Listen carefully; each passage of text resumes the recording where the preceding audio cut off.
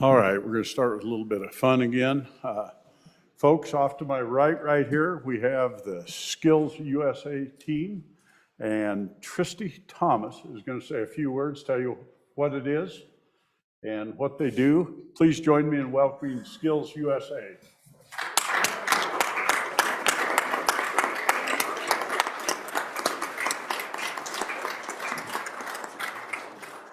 Hello, everyone. I'm Tristy Thomas. Today I have my other state officers with me, Nathan, Liberty, and Kylie. And then I also have some kids from Pathways Innovation Center in Casper. We have Andrew, Evan, Victor, Jasper, and Caden. And we've all been really grateful today to have the opportunity to just be in the Capitol and speak with a lot of you and attend the CTE lunch and the proclamation signing. So we're very grateful to be here, and we've all really appreciated this experience. So thank you all. Tell us, Tristy.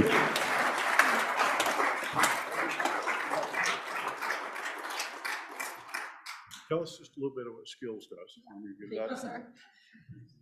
SkillsUSA is a career and technical education organization. It's a CTSO.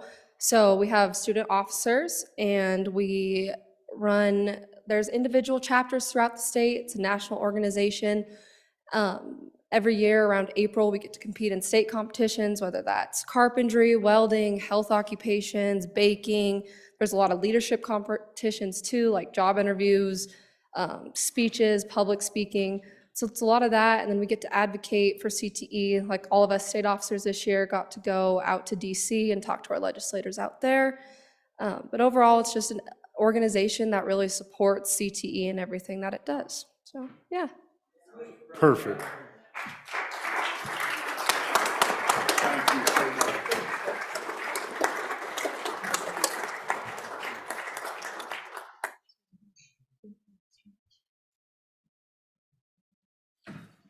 These guys are what's going to make the state run for the next 50 or 100 years. Senator Pappas.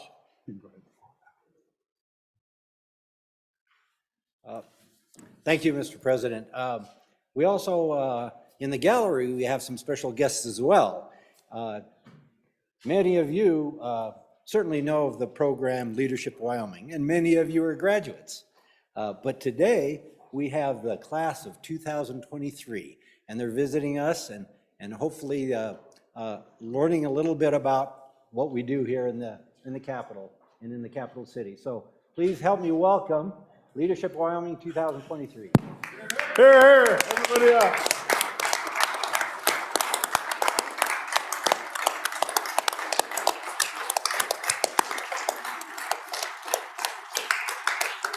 And I must say, Mr. President, the best class, right?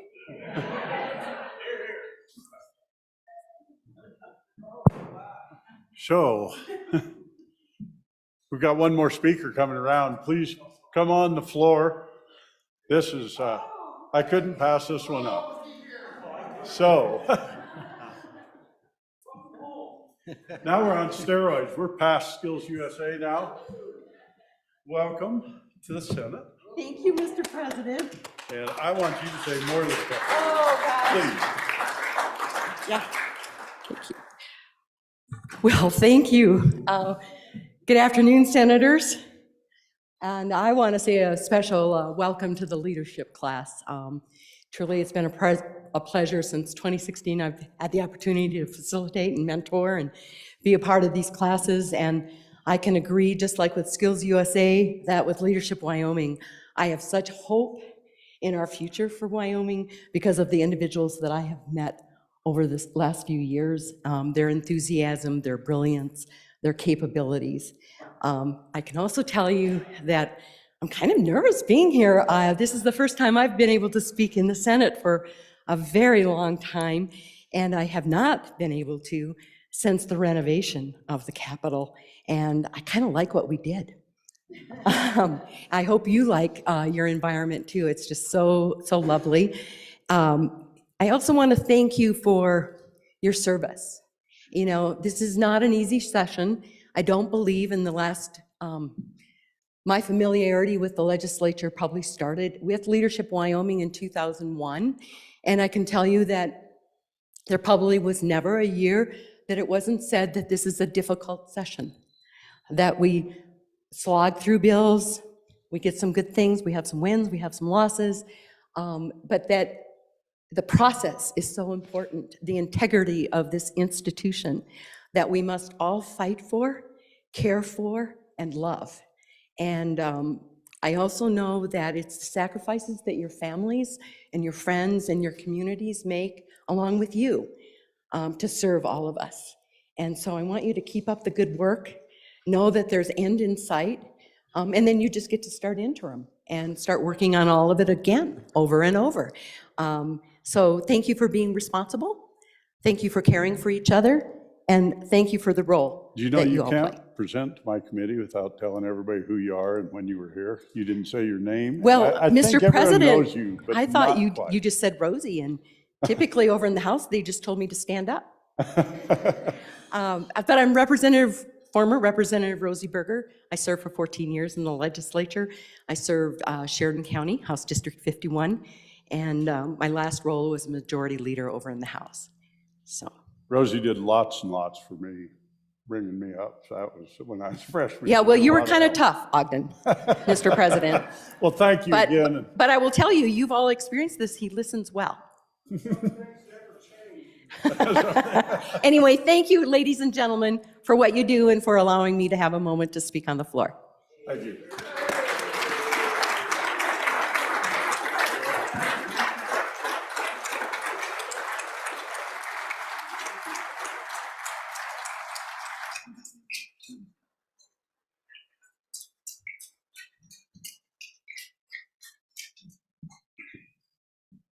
All right, the fun's almost over. Senator Drew.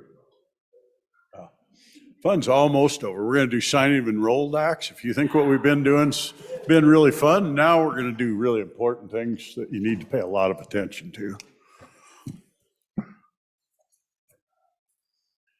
Enrolled Act, Senate Enrolled Act 23, formerly being Senate File 78. Senate Enrolled Act number 23, being former Senate File 78, an act relating to education, labor, and employment requiring the Department of Workforce Services to provide information to secondary students in Wyoming on apprenticeship and on-the-job training programs, specifying duties of school boards and of trustees, and requiring a report requiring rulemaking. I'm about to sign Senate Enrolled Act 23, formerly being Senate File 78. This is so exciting. Excuse me? It's so exciting. I knew it was. I have so signed. Now it's exciting. You know we got a leadership group here. Senate Enrolled Act number 24, originally Senate File 176. Senate Enrolled Act number 24, being original Senate File 176, an act relating to counties authorizing 2 or more existing solid waste disposal districts to consolidate, specifying procedures, terms, and conditions for the consolidation of solid waste disposal districts, and making conforming amendments. I'm about to sign Senate Enrolled Act 24, originally being Senate File 176. I have so signed.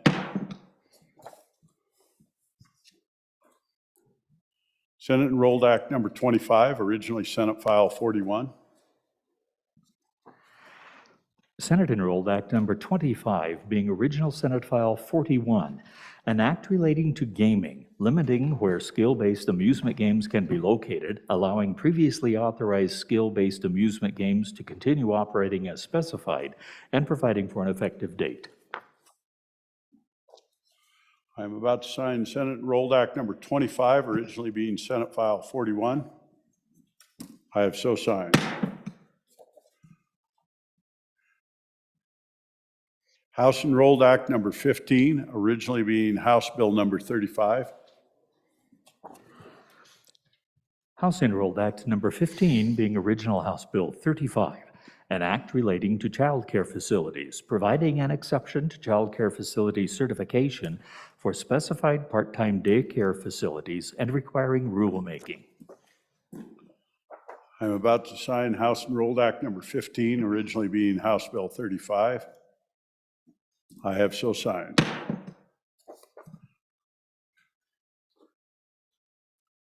House Enrolled Act number 16, originally House Bill number 82. House Enrolled Act Number 16 being original House Bill 82, an act relating to criminal procedure specifying that orders for examination of mentally ill criminal defendants charged with misdemeanors shall not occur at the state hospital on an inpatient basis. House Enrolled Act 16, originally being House Bill 82, I'm about to sign. I have so signed. House Enrolled Act number 17, originally being House Bill 160. House Enrolled Act Number 17 being original House Bill 160, an act relating to Defense Forces and Affairs authorizing veterans to present their driver's licenses or identification cards as proof of their veteran status as specified. I'm about to sign House Enrolled Act number 17, originally being House Bill 160. I have so signed.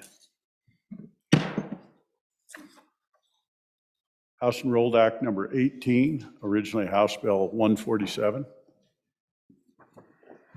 House Enrolled Act Number 18 being original House Bill 147, an act relating to game and fish, amending the crime of interference with lawful taking of wildlife, prohibiting acts that restrict access to or use of state or federal land as specified, and providing an exception.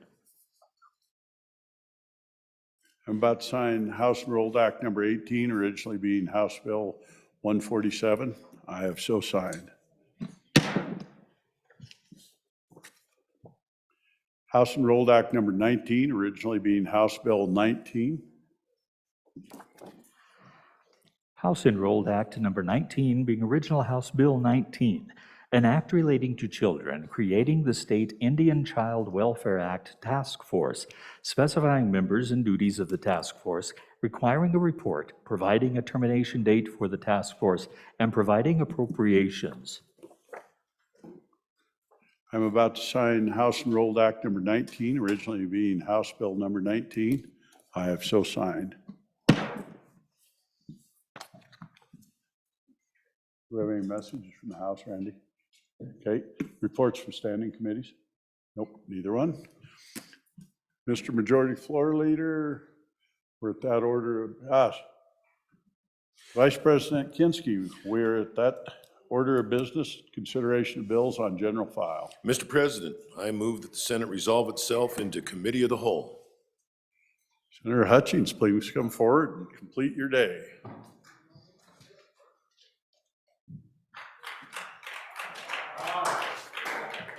You're so kind, I love it. Right. Thank you, ma'am. Committee of the Whole will come to order. The first bill for our consideration is House Bill number 229.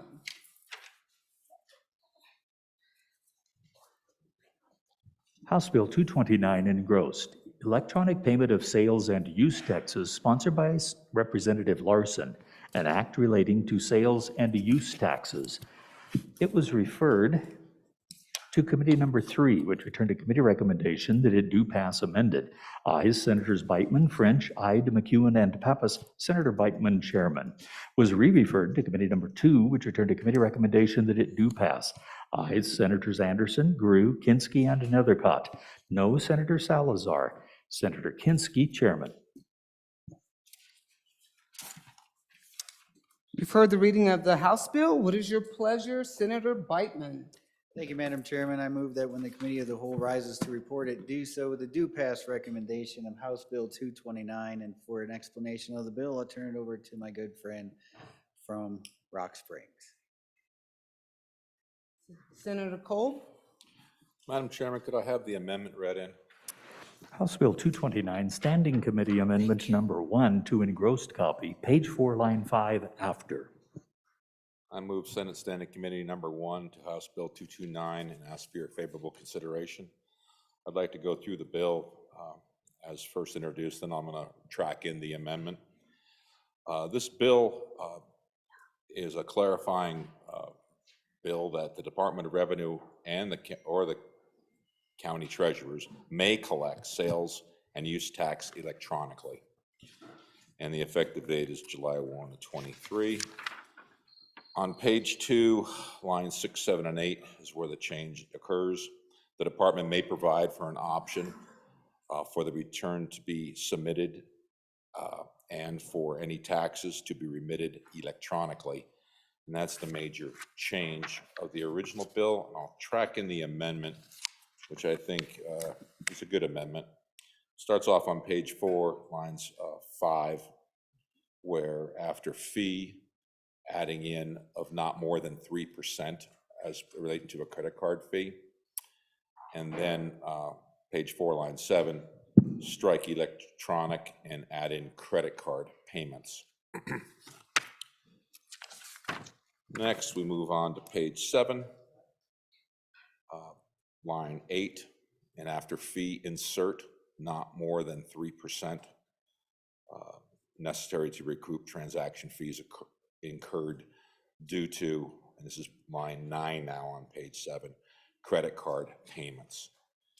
And that's basically what the bill's doing. It's allowing the use of credit cards to pay for these types of costs. And previously, they were not allowed to use such things. And it's caused an issue locally.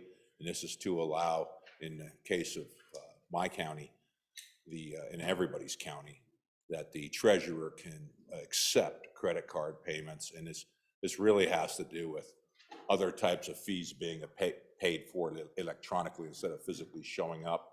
This is a mechanism to modernize, frankly, our treasurer's office to accept these type of payments for the benefit of the public. And I'll stand for any questions, Madam Chairman. Senator Rothfuss.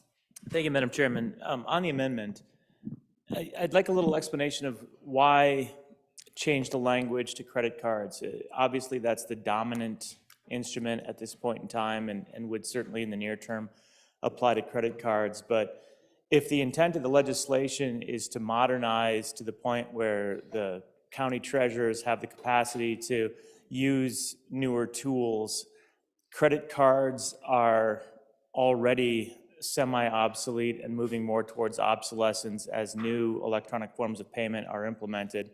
It seems that we would then be having to come back here at some later date and re-amend this statute, whereas the original language about electronic payment is broad and all-inclusive.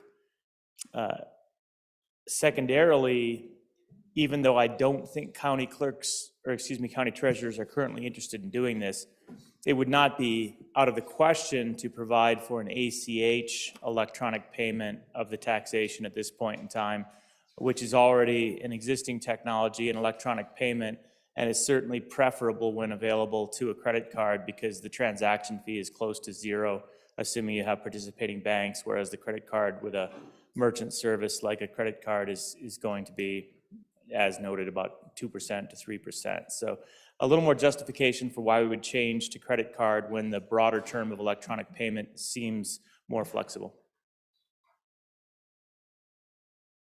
Senator Pepps.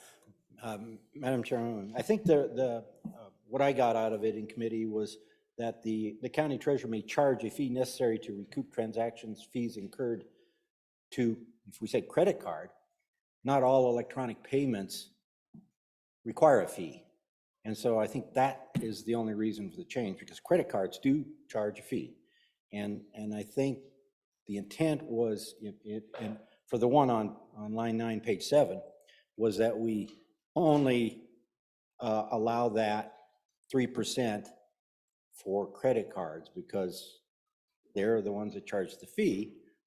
Other forms of electronic payment, like a electronic transfer from a bank, typically there are no fees. So we didn't want to capture those in there. So I think that's why we're limiting it to credit card. Senator Schuler. Thank you, Madam Chairman. I'm just wondering, I did have a constituent ask me about this because they had an option of paying with a credit card or a check, and when they told them what the credit card fee was, they were a little astonished. So I guess what I'm wondering is in testimony, if you guys heard whether or not there was a uniform fee being charged around the state in various counties, or is this 3% typical? Or what basically is charged around the state for various credit card fees? Thank you. Thank you. Senator McEwen. I think if you read the wording in the bill, it's up to no more than 3%. Basically, what happens when you set up your arrangements to take the cards, there'll be a processing house, and they have a fee based on volume, average amount of transactions, blah, blah, blah, blah, blah. They'll come up with that. I think this bill is exciting. Last week, we're trying to get it so we can pay taxes with gold. Now we can use a credit card, and it sounds like we're going to go to Bitcoin pretty soon. So thank you. Thank you, Senator McEwen. You took the words out of my mouth. Senator Larson, just give me a second here. There you go. Thank you. I think I see on page 8, there's an appropriation of $228,000. Can you kind of explain that? Is it computer fees to set it up, or what is that? Thank you. Senator Rothfuss. Thanks, Madam Chairman. Back on the amendment and then perhaps go to the broader bill, but Madam Chairman, you're going to love me for this one. No. I know. I'll do it for you, Senator. Madam Chairman, I'd like to divide the amendment. Division 1 will be lines 1 through 3 and lines 6 through 8. Lines 1 through 3 and lines 6 through 8, Division 1. Division 2 will be the remainder of the amendment, lines 4 and 5, and line 9. So 1 is 1, 2, 3, Senator Rothfuss. 1 is also 6, 7, 8. 9 goes with 4 and 5 for amendment or for Division 2. Division 2 would be lines 4 and 5 and line 9. Correct. Madam Chairman, if you find that divisible? Sir, I do find it divisible. Excellent. Go Thank for you. it. Thank you, Madam Chairman. So 2 separate concepts, and I'm on Division 1. Madam Chairman, the idea of having the language of not more than 3% is excellent, capping it to cover the costs. That is the traditional cap on credit cards. So I would ask the body to vote aye on that one. Any further questions? All right.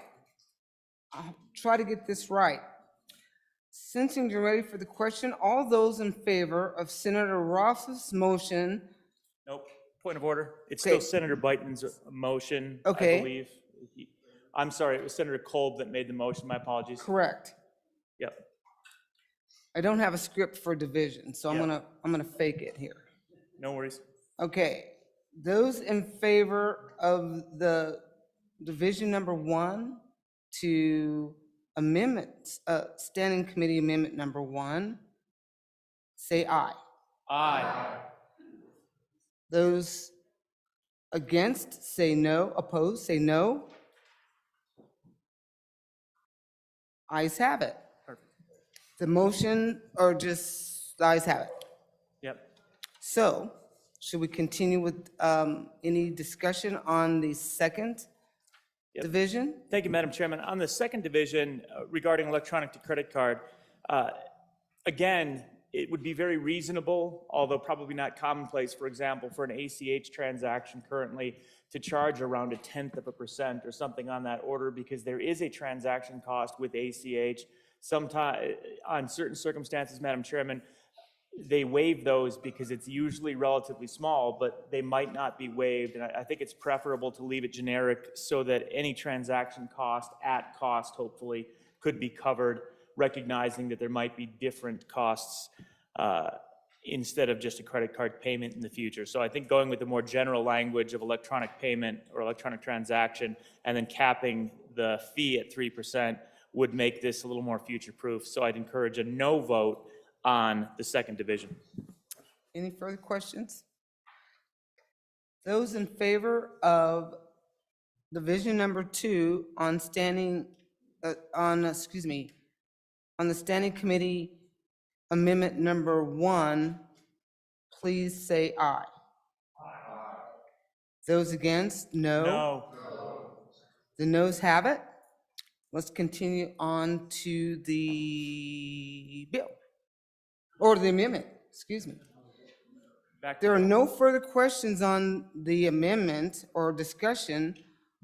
Are you ready for the question on the amendment? Point of order? Okay, the 1 and 2, okay. Yep. We're back on the bill. Gotcha, so we are back on the bill. Any further discussion? Thank you. Madam Chairman? Yes, sir.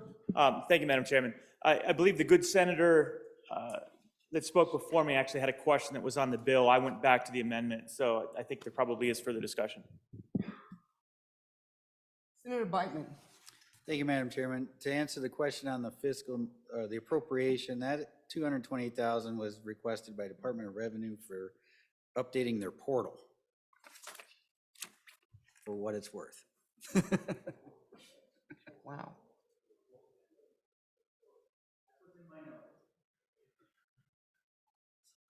Are you ready for the question? All right, all those in favor of Senator Beitman's motion that when the committee of the whole rises to report that it do so with a favorable recommendation on House Bill 229, say aye. Those opposed, no. House Bill 229 has passed the committee of the whole. Next bill for your consideration is House Bill 195. Will the reading clerk please read the bill, or, yeah, the House bill? House Bill 195 engrossed, American Rescue Plan Act Appropriations Amendments, sponsored by the Appropriations Committee, an act relating to the emergency expenses of government. It was referred to Committee Number 2, which returned a committee recommendation that it do pass amended. Ayes Senators Anderson, Kinski, and Nethercott. No Senators Guru and Salazar. Senator Kinski, Chairman. You've heard the reading of the House bill. What is your pleasure, Vice President Kinski? Thank you, Madam Chair. I move that when the Committee of the Whole rises to report, that it do so with a favorable recommendation on House Bill 195, and there's a standing committee amendment I would ask that it be read in at this time. House Bill 195, Standing Committee Amendment Number 1 to engrossed copy, Section 401, American Rescue Plan, page 10, line 21, after. Madam Chair, I would move first reading Standing Committee Amendment Number 1 to House Bill 195. And for an explanation of the bill and this amendment, I will defer to Senator Nethercott. Senator Nethercott. Thank you, Madam Chairman. Good senators, you have a bill to appropriate money for $72,113,440,000, which is the remaining ARPA funds from last year's work from Senate File 66. As you all know, the state of Wyoming received over $1 billion in ARPA fund recovery money. That money was delineated in a handout that's been provided to you with the good Senator Kinski's initials at the top of it and a memorandum from LSO dated February 13th. My good Senate Appropriations Committee colleagues are furiously handing out handouts for this presentation, so I thank them for that support. In that, you can see that $1 billion figure that we received from the federal government. We have appropriated at this point $391 million of that, of which $72 million remains, which is reflected in this bill. There's another handout, which has Senator Guru's initials at the top of it, that goes through the breakdown of how that money has been appropriated. Walking through the bill draft, important sections for your consideration really starts on Section 2 of the bill, which is found on page 3, and it's a blank page. So if you then turn the page, you can see a breakdown through the next following pages of line by line of how that money was appropriated. And this is from Senate File 66. So this is last year's legislation that is in Section 2 of House Bill 195. So again, Section 2 is previous legislation from Senate File 66.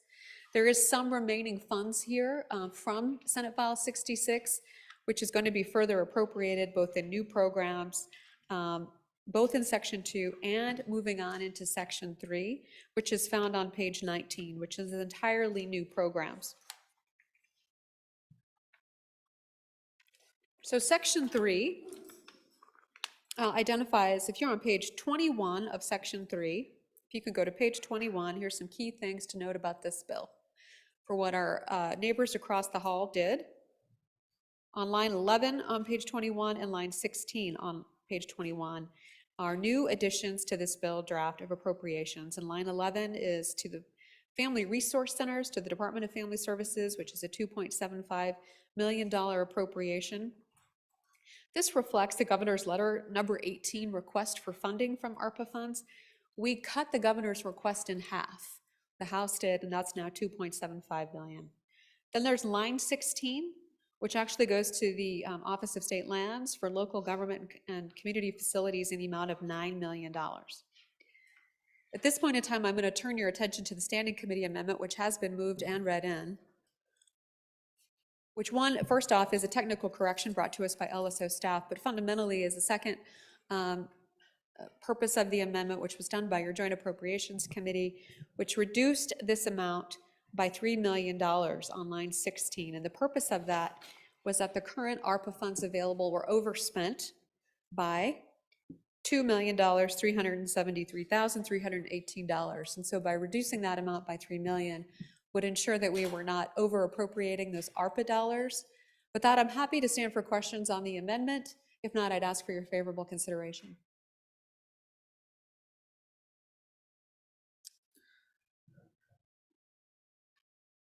Senator Pappas. Thank you, Madam Chairman. Could I just ask one question of the good appropriator? So after House Bill 195 and if this gets approved, and I may have an outdated copy of the goldenrod, but it tells us after we're done with all this, we'll have a total of roughly $3 million available left. Is that number still correct? Senator Nethercott. Thank you, Madam Chairman. No, there are no ARPA funds remaining. No, none. No ARPA funds are left remaining if House Bill 195 passes, as well as Senate File 82, which, as you recall, we passed out of this body earlier this session, which contains most of those, excuse me, those water projects that we passed throughout the state. So there are no more ARPA funds. There is an opportunity, though, if you have ideas for ways that you want to spend ARPA funds separate and apart from what our neighbors across the hall did, or further changes on your own. You can see that that memorandum that's been handed out to you, again with Senator Kinski's name on the top corner. You can turn to the back page, which is the colored side of the sheet. This is a further delineation of what funds are available for deappropriation, which are in green. And so that's line 5 on this chart for the WWAMI tuition and fee inflation, which is appropriated about $1.6 million in ARPA dollars. And again, in the green on line 8, substance use disorder treatment backlog, another $1.2 million. So that is easily available for deappropriation. So senators, if you want to use ARPA funds differently than these two purposes, those are easy grabs for you to do. You'd have to take, remove them, and replace them with whatever idea that you have. Next, you have what's in yellow. And you can see there, it's technically available for deappropriation, but with programmatic consequences. And so, again, like traffic signals here, you can think of, green means go, yellow means slow down. And so yellow means slow way down, and I urge great caution before you move forward with in an attempt to deappropriate any of these funds. It's possible you can and use them for another purpose, but it may be that these funds are actually in process of being appropriated as a result of programs are previously approved and underway. And so you would be undoing something that has been done. So caution, but technically, some of those funds may be available for you to utilize. Oh. Senator Pappas? He's good. Seeing no further discussion, are you ready for the question? Oops, on the amendment. Oops, Senator Hicks. Madam Chairman, when I'm tracking in on the amendment on page 21, line 16, that's a $3,000. I understand why it was done, but that's a decrease to those local community facilities. And then when we go back to the actual, I'm trying to understand the interplay in here. So that reduces that 9 million by 3,000. But then when I go to local, 3 million, but when I go to page 4 and I look at local government support projects, it shows $55 million. We added 5 million there. That section had 9, we reduced it by 3. So I need some help because the math looks like it's off by $1 million. And so just trying to figure out what the standing committee amendment did on there where it reduced that by 3. And then if you go to the table on page 4 and you look at line 32 for local government support projects, it shows 55. So that was an increase by 5. So just an explanation how that works. Senator Nethercott? Thank you, Madam Chairman. Line 4 is Senate File 66. Those are previously appropriated funds no longer available. But then if you fast forward to page 21, these are new funds that have been added. So not part of Senate File 66. These are new funds that the House decided to appropriate into that same program with additional ARPA funds that were available. Unfortunately, they over appropriated by $2-something million. And so that's the reduction of the 3 million, was to get us under budget again for the total ARPA dollars available. So there is hundreds of thousands of dollars remaining left in the account. And that difference of that 3 million minus that $2.1 million figure. But that's why you're looking at a previous version earlier in the bill draft of Senate File 66, which is still in there. Section 3 is all new language, new appropriations. Senator Hicks. Yeah, so Madam Chairman, my colleague's correct. On page 4, that was the original ARPA bill that we passed last year. But when you see those totals stricken out, and then you see a new number in there, that's what the new number is. This is what we appropriated in on top of that. So if you look at that, where it says local government support projects, page 4, line 32. Last year, we appropriated $50 million for that, Madam Chairman. The new number is 55. So there was a $5 million increase to those local support projects. So once that strikes that out and it shows a new number underlined there, that's the new number in the bill. But when we get to page 21, line 16, it shows there was a 9 million increase in local government support projects. And then the standing committee amendment, which we're on, Madam Chairman, reduced that by 3 million, which would have made $6 million available on top of the 50 million that we appropriated last year for those local government projects. But line 4 represents that there was a $5 million increase. And I'm just trying to get how those rectify with each other, Madam Chairman. And maybe this is a thing that we can work on second reading. But it just caught my eye. And then I've got a question on that as we move forward. Thank you, Senator Hicks. Senator Pappas? No?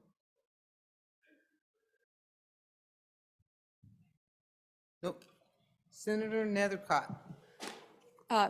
Madam Chairman, thank you. I think, if anything, maybe there's an error in the numbers. We passed this out of committee yesterday afternoon, less than 24 hours ago, so there may just be an error in the numbers from staff, or we are not reading it correctly, but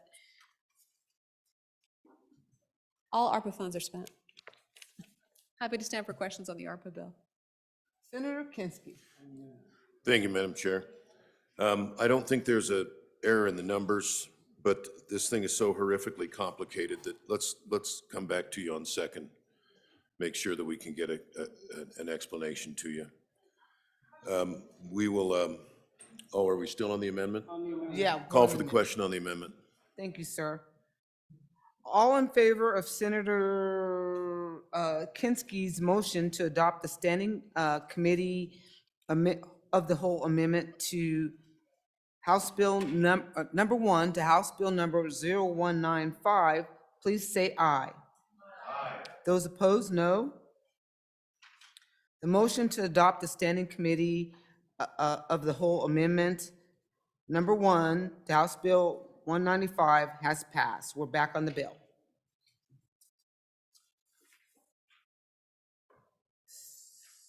Senator Kinski, are you still wanting to speak? Yeah, I just wanted to follow up with what my colleague said, because this does get so complicated, and I don't want people to get frustrated or feel like they don't have a meaningful opportunity to participate. So let me walk you back through some of this.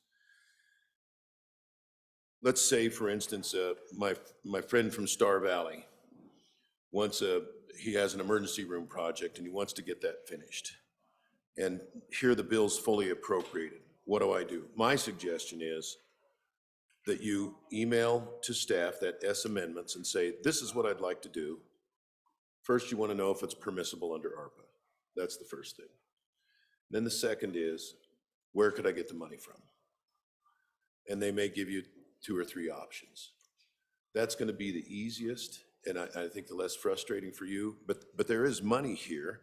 And as Senator Nethercott alluded to, you just have to de-appropriate some of the work that's been done. So there's 2 ways to kind of look at it.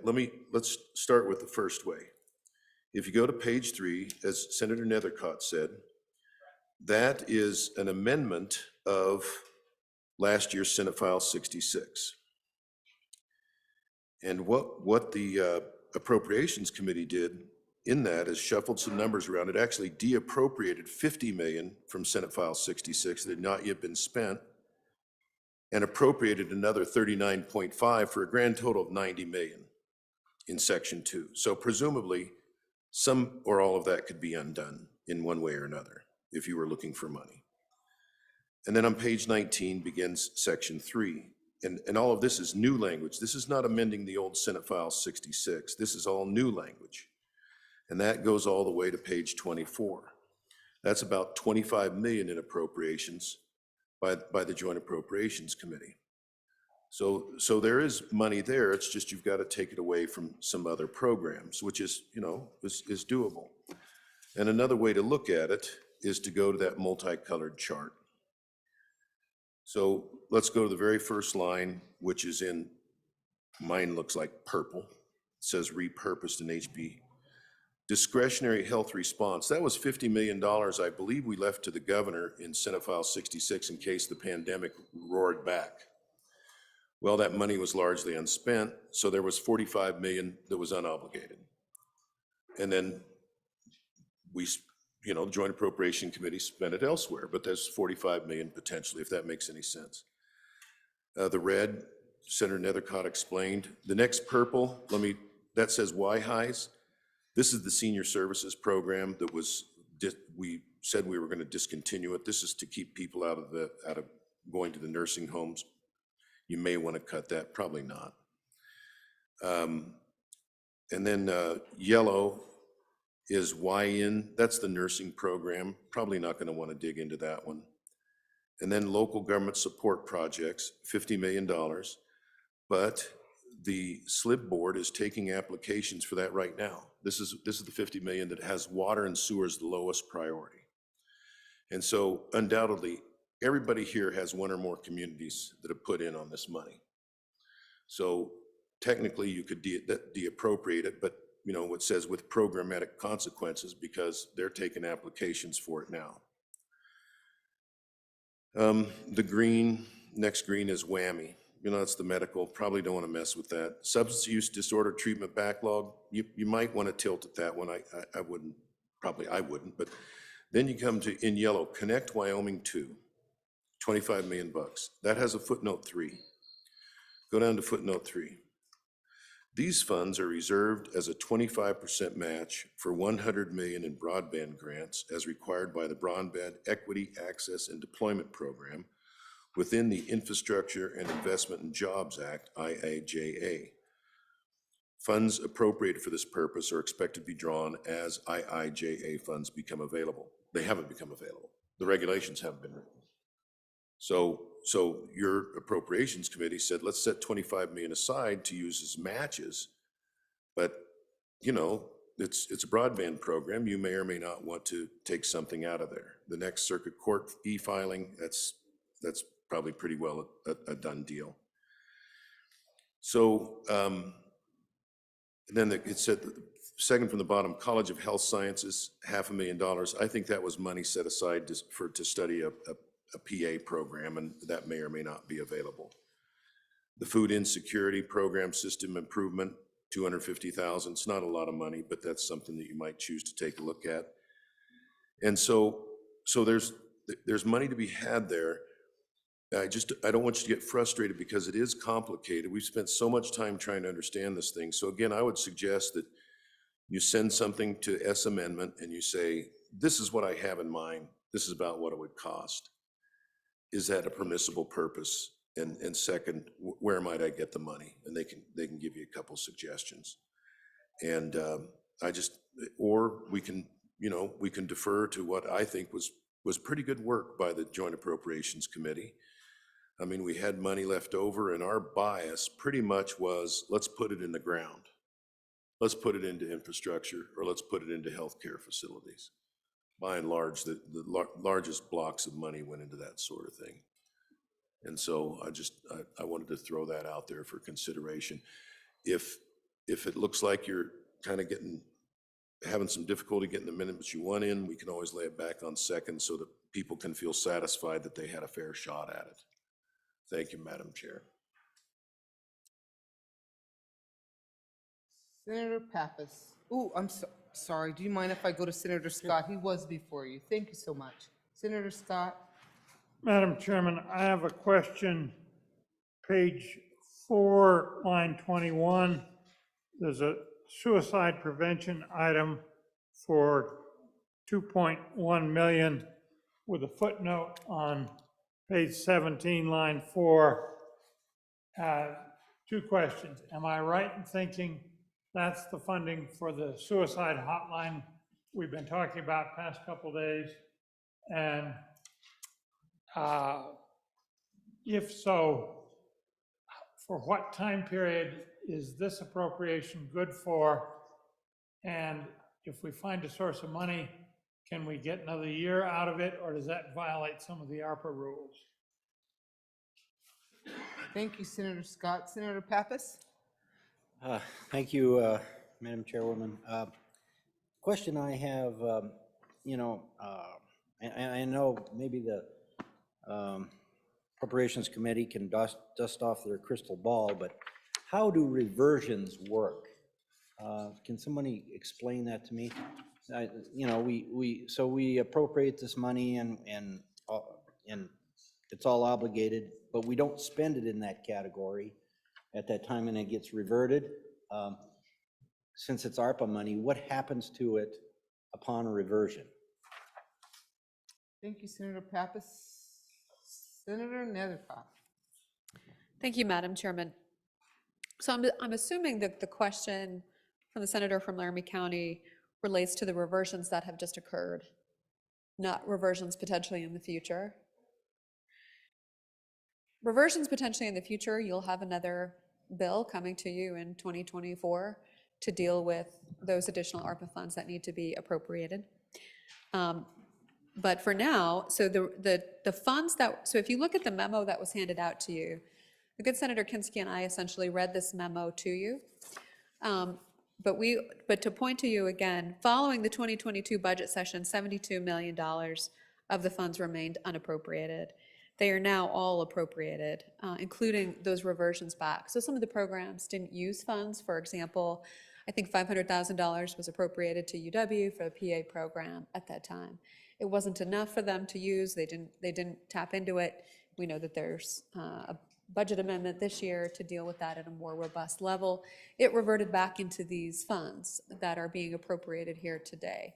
So if an agency doesn't use the funds, it comes back for appropriation. Real fast, the question concerning the suicide Lifeline, just for members of the body, that was approved with ARPA dollars last year, as the good senator from Bates Creek recalls, in Senate File 66.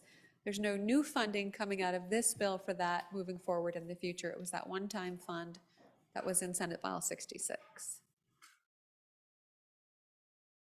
Senator Pappas. Thank you. Just follow up. So then, upon the reversions of any funds, is there a timeline clock by which time we can reappropriate these money on this ARPA funds? I'm ignorant enough about the ARPA funds, so how long can we keep doing this until those funds are no longer available? Senator Nethercott. Thank you, Madam Chairman. My recollection, if you would have asked me 5 minutes ago, I would say with confidence, 2026, they have to be completely used by 27, December of 7. Thank you, ma'am. Senator Kinski. Thank you. And we've got a staffer that's capturing these questions. We'll be able to get more information back to you. But the one about what happens to reversions is a good one. And I don't know the answer to it. I can tell you what happened on the prior round of printed money CARES, which is the governor had a permissible purpose that he could deploy the money to. I think it went to help the unemployment insurance fund or something. So when it was all said and done, there was still some money. They didn't want to go back to Washington. There was some way that it could be disposed of. So, you know, if it reverts, like there were some entities that took some money and then couldn't come up with a match or couldn't qualify it, that money came back. And so there could be, you can imagine a round of reappropriations where you finally get down to $1.50, right? So I don't see a catch-all here, but I'm sure there's something in place. That's a darn good question. We'll get an answer to that one. Senator Scott. Madam Chairman, frankly, I did not understand the answer on the suicide program. Let me repeat what I'm trying to find out. Is this, I think it's a prior appropriation. Is this the money from previous? What time period does it cover? And could we add money to it from somewhere else that would cover it for more years? Or is this, when this runs out, are we going to have to go to general fund? Senator Ellis, we'll let you ask the question, and Senator Nethercott. Thank you, Madam Chair. May I have privilege of the floor? Yes, ma'am. Madam Chair, I hate to interrupt the good debate, but we have some students up in the gallery who need to attend a bill signing very soon. We have Wraith Tolman, who is a Laramie County Community College Student Government President, Lily McNally, Vice President, and she's also an LSO intern. We have Dominique Cruz, who's a LCCC Senator, and with them is Carol Boughton, who is their faculty advisor. Welcome to the Senate, and we're glad you can hear us debate and attend a bill signing.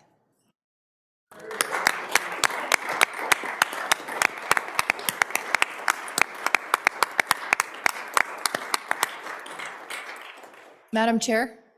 Yes, ma'am. Madam Chair, is one more personal privilege. As a follow-up, us in this neighborhood of the Senate floor hear a chirping sound. It sounds like a phone notification, but it's a bird noise, and I think it's because we're on maybe day 27 or 26. It's kind of driving me bonkers, so just a reminder, please silence your phones. Senator Ellis, just FYI, I believe it's one of the alarms up there. The lights, Ellen says it's the lights. Sorry about that. God, she said they're bringing in the lift in the morning to fix it, so you can be at ease. Senator Nethercott. Thank you, Madam Chairman. To answer some questions, got some help from LSO staff in the back concerning reversions. All reversions in this bill will be going to Goshen County Irrigation District 1 and 2. You won't be appropriating any further ARPA dollars based on this bill. To go to the question from the Senator of Bates Creek, yes, the $1 million plus appropriation to the suicide hotline as seen in your bill draft was a previous appropriation from Senate File 66. That money, I don't know its current use, whether or not the program has, how much of those funds the program has utilized or not. So I don't know the current status. We will get you that. Will ARPA dollars, is it appropriate usage of ARPA dollars to go to continued funding of that program? I would encourage you to ask LSO staff for that opinion, for whether or not it is. It probably is. Good, Chairman Kinski provided you this little handout with 6 easy bullets of what are appropriate uses of ARPA dollars. I think if we've already appropriated it for that purpose, it's likely lawful to continue that appropriation if you want. Again, I would urge caution on that front about appropriating further ARPA dollars based on their limited availability at this point. And again, in light of the budget bill that we've just gone through and those big dollar appropriations that we've done, I think to go back to that big picture, this bill is only appropriating $72 million of ARPA dollars. That's all that's left. So 72 million. Going back to our budget bill, which is well over $1 billion, kind of the differences in money that we're talking about. I think for us that have looked at the ARPA dollars before, we're used to them being in that high amount. But now we're at that multi-tier stage where most of the ARPA dollars are gone, $72 million left, currently appropriated. Some is available for your flexibility based on the Senate's wishes, but urge caution on that front. And to answer, I think the Senator also asked from Bates Creek on the suicide hotline, does it go to the general fund? On the suicide hotline, my recollection of that based on that bill from the suicide hotline bill is the answer is no. It doesn't now flip to the general fund once those ARPA dollars are gone. Thank you, Senator Nethercott. Are you ready for the question? Oops, Senator Steinmetz. Thank you, Madam Chairman. Just a little more discussion on the Goshen Irrigation District appropriation. We've already funded that last session in our supplemental emergency water projects. And so can you explain how that would work? I'm looking at it in the bill, but can you explain how that would work and if it would supplant the funding that's already there, or if it would just be a backup funding? How would that all interplay? In one of our water bills, we gave the State Land and Investment Board the ability to expend those funds that we've previously appropriated in our absence because that project is set to move forward. And I would hate to see us do anything to inhibit their ability to start construction of a project that is an emergency still and could still cave in at any moment. If you could answer that, I'd appreciate it. Thank you, Senator Nethercott. Thank you, Madam Chairman. I think the good senator is asking in response to a proposed budget amendment from the other side concerning funds associated with the Goshen Irrigation District. That is completely unrelated. That is completely unrelated to the question here from the senator. The amendment from the House on the budget bill related to the requirement to use ARPA dollars first for those irrigation funds like other water projects, which was not the case for the Goshen project. It was not a requirement to use ARPA funds. The House wanted that to be the case. That is not in this ARPA bill. And so the answer from LSO staff regarding reversions of dollars not spent for programs that can't be utilized are to go to the Goshen Irrigation Project. If there's a reversion, if there's not, it doesn't, and it doesn't affect that primary funding concern. Thank you, Senator Nethercott. Senator Kinski. And to follow on with that, my head's so full of numbers as well as other things that my memory's a little bit foggy. I know there was a move to say build Goshen out of ARPA dollars, and if that fails, back it with general fund dollars. That either failed, that might have been in the budget instead of in the ARPA bill, I can't recall. And if it was successful, I believe we stripped that out, but just double check with staff. I thought we fended off that effort. Okay, thank you, Madam Chair. Thank you, sir. Sensing we're dried up with discussion, are you ready for the question? All right, all in favor of Senator Kinski's motion that when the Committee of the Whole rises to report, that it do so with a favorable recommendation of House Bill 195, say aye. Those no? House Bill 195 has passed the Committee of the Whole. The next bill for your consideration is House Bill 010. Will the reading clerk please read, excuse me, 101. House Bill 101. Will the reading clerk please read the House Bill? House Bill 101, Uniform Trust Code Amendments, sponsored by Representative Craigle, an act relating to trusts. It was referred to Committee Number 1, which returned a committee recommendation that it do pass amended. Ayes Senators Case, Cooper, Furphy, Landon, and Schuler. Senator Landon, Chairman. You have heard the reading of the House Bill. What is your pleasure? Senator Case. Madam Chairwoman, I move that when the Committee of the Whole rises to report, that it do so with a due pass recommendation on House Bill 101, Uniform Trust Code Amendments. And there's a standing committee amendment. I'd like to have it read in at this time. Thank you. House Bill 101, Standing Committee Amendment Number 1, page 8, line 3, B4. Thank you, Madam Chairwoman. I would move the standing committee amendment to House Bill 101, and for an explanation of the bill and to handle the standing committee and bring us home, because she hasn't spoken all today, is Senator Nethercott. Senator Nethercott, haven't heard from you in a while. Please. Thank you, Madam Chairman. I'm sorry, fellow senators. It's a long afternoon for all of you. Good senators, you have House Bill 101, which is actually a bill draft that comes from the estate planning attorneys across our great state that have reached out to one of our fellow estate planners across the hall to bring up these amendments to the Uniform Trust Code. I'll briefly walk you through that, and before we get to page 8, then we'll discuss that standing committee amendment.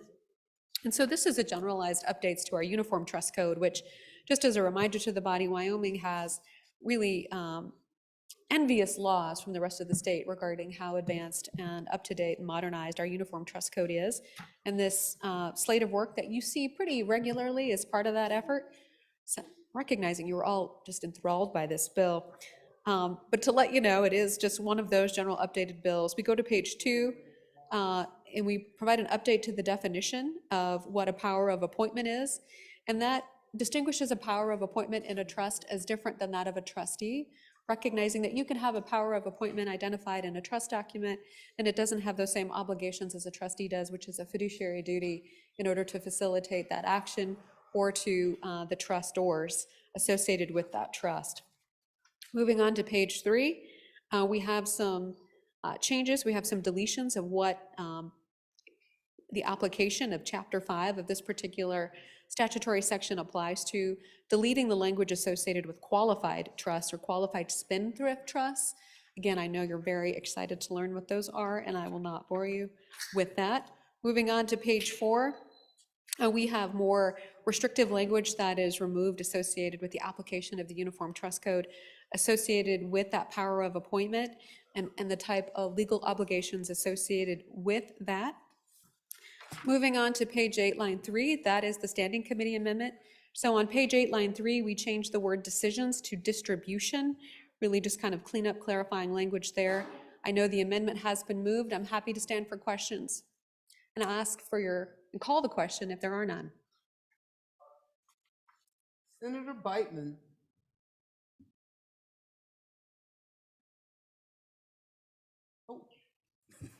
Thank you, Madam Chair. Back on page, never mind, we're still on the amendment? Yes, sir. All right. Hold that amendment. No further questions on the amendments. All those in favor of Senator Case's motion to adopt the standing committee amendment number 1 to House Bill 101, please say aye. Aye. Those opposed, no. The motion to adopt standing committee amendment number 1 to House Bill 101 has passed. We're back on the House bill. Senator Beitman? Thank you, Madam Chairman. Sorry about that. No problem. Page 2, where we're talking about the new language with power of appointment. Holder of a power of appointment shall not be deemed a fiduciary unless otherwise provided for. Can we get a little bit of explanation of why that's needed and what the backstory is on that? Because it seems like somebody that's in charge of distribution of property you would think you'd want them as having a fiduciary responsibility to that trust.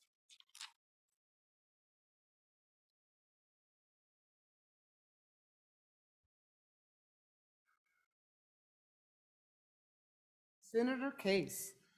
Madam Chairwoman, part of the reason for this bill and these changes is that there's been an evolution of the tax code. That and this is kind of a part of these trusts are a unique deals where for some purposes it's taxable and for other purposes it's not. And I think the circumstance is a situation where you separate the role of fiduciary from the distribution, and you can house these trusts in jurisdictions like Wyoming that have a very friendly tax code. And so that's some of the things that's going on here, and that's why you need to separate those functions. And so, you know, a lot of times you think of a trust as having all those functions within the same person, but this is a trust that, this can be a trust that has a fiduciary function different from other functions of the trust. And it's for tax purposes.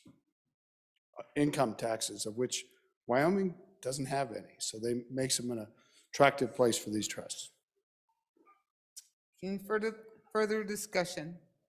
Seeing none, all those in favor of Senator Case's motion that when the Committee of the Whole rises to report, it do so with a favorable recommendation of House Bill 101, say aye. Aye. Those no? House Bill 101 has passed the Committee of the Whole. The next bill for our consideration, oops, Senator Barlow. Was this a question? Privilege, gotcha. Madam Chairman, privilege of the floor, please. Yes, sir. That is not a cricket, Madam Chairman.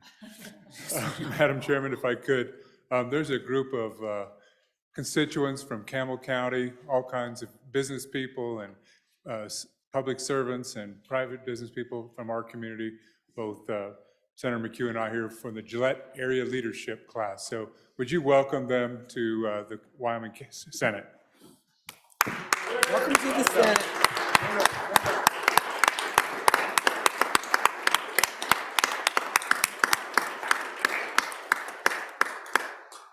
Thank you, Madam Chair. Thank you, Senator Barlow. The next House bill for our consideration is House Bill 118. Would the reading clerk please read the House bill? House Bill 118 engrossed, volunteer firefighter pension funding, sponsored by Representative Newsom, an act relating to the volunteer firefighter EMT and search and rescue pension account. It was referred to Committee number 2, which returned to committee recommendation that it do pass amended. Aye, Senators Anderson, Guru, Kinski, and Nethercott. No, Senator Salazar. Senator Kinski, Chairman. You've heard the reading of the House bill. What is your pleasure, Senator Kinski? Thank you, Madam Chair. I move that when the Committee of the Whole rises to report, it do so with the due pass recommendation of House Bill 118, and there is a standing committee amendment. I'd ask that it be read in. Please. House Bill 118, Standing Committee Amendments Number 1 to engrossed copy, page 3, line 12, delete. And now for an explanation of the bill and the standing committee amendment, I will defer to our colleague from Star Valley, the man with the radio voice, Senator Dockstader. Yay. Thank Senator you. Dockstader. Thank you, Madam Chair. Last year, we were working with firefighters and their retirement programs, both paid, the Fire A plan, and our volunteers. To make things balanced last year, we essentially kind of did a rob from Peter to pay Paul situation. We moved some money out of the volunteer fund and moved it over to the paid fund to get things where we needed it to be. So what we're trying to do with this is make the correction. And we've taken the volunteer firefighter fund that's been used to supplement Fire A plan and inserted the funding back in. And I'll note the amendment that you have, if I could, because what we're talking about deals with the full amount. The amendment is on page 3, line 12, page 3, line 13. Move the 4.5 to put it at 9. And I'll call for a question on that in just a moment, but explain why. 4.5 doesn't take it back up where it needs to be. 9 million is where it needs to be. The input of 9 million to the volunteer fund brings it to full funding. This is where we were prior to our action last year. And you'll find on your desks a handout from the Wyoming retirement system that explains this further. HB 118 provides the $9 million appropriation from the general fund to the volunteer firefighter EMT search and rescue. The volunteer firefighters, the EMT, and the search and rescue pension account. The bill also provides that once the financial beneficiary and fire aid plan is passed, volunteer firefighter EMT and search and rescue pension fund would receive 100% of fire insurance tax revenue instead of the current 60%. The impact of the $9 million insertion into the volunteer plan is to improve the actuarial funding status of the plan. When the Senate file last year was debated, when we took the money from the volunteers and moved them over to Fire A, it was pointed out that the diversion of the tax revenue from the volunteer fund to the Fire A fund set back the volunteers' plan from the 100% funding. A $9 million one-time insertion was approximately the amount needed to make the volunteer plan stay near its previous trajectory. With that, the bill does just that. We set it up. We set it up with the amendments that do the insertions for the volunteer firefighting fund. Those are there, but the actual amendment goes on page 3, line 12. We move that to the $9 million to fully fund it and to make good on what we did last year. We see that we have the opportunity with funding this year to do that. We're just simply trying to make good with our volunteer firefighters. So with that, before we debate the bill, I'd like to call for a question on the amendment to put it at $9 million to bring the fund to where it needs to be, and call for a question on that. Thank you, sir. Senator Cole?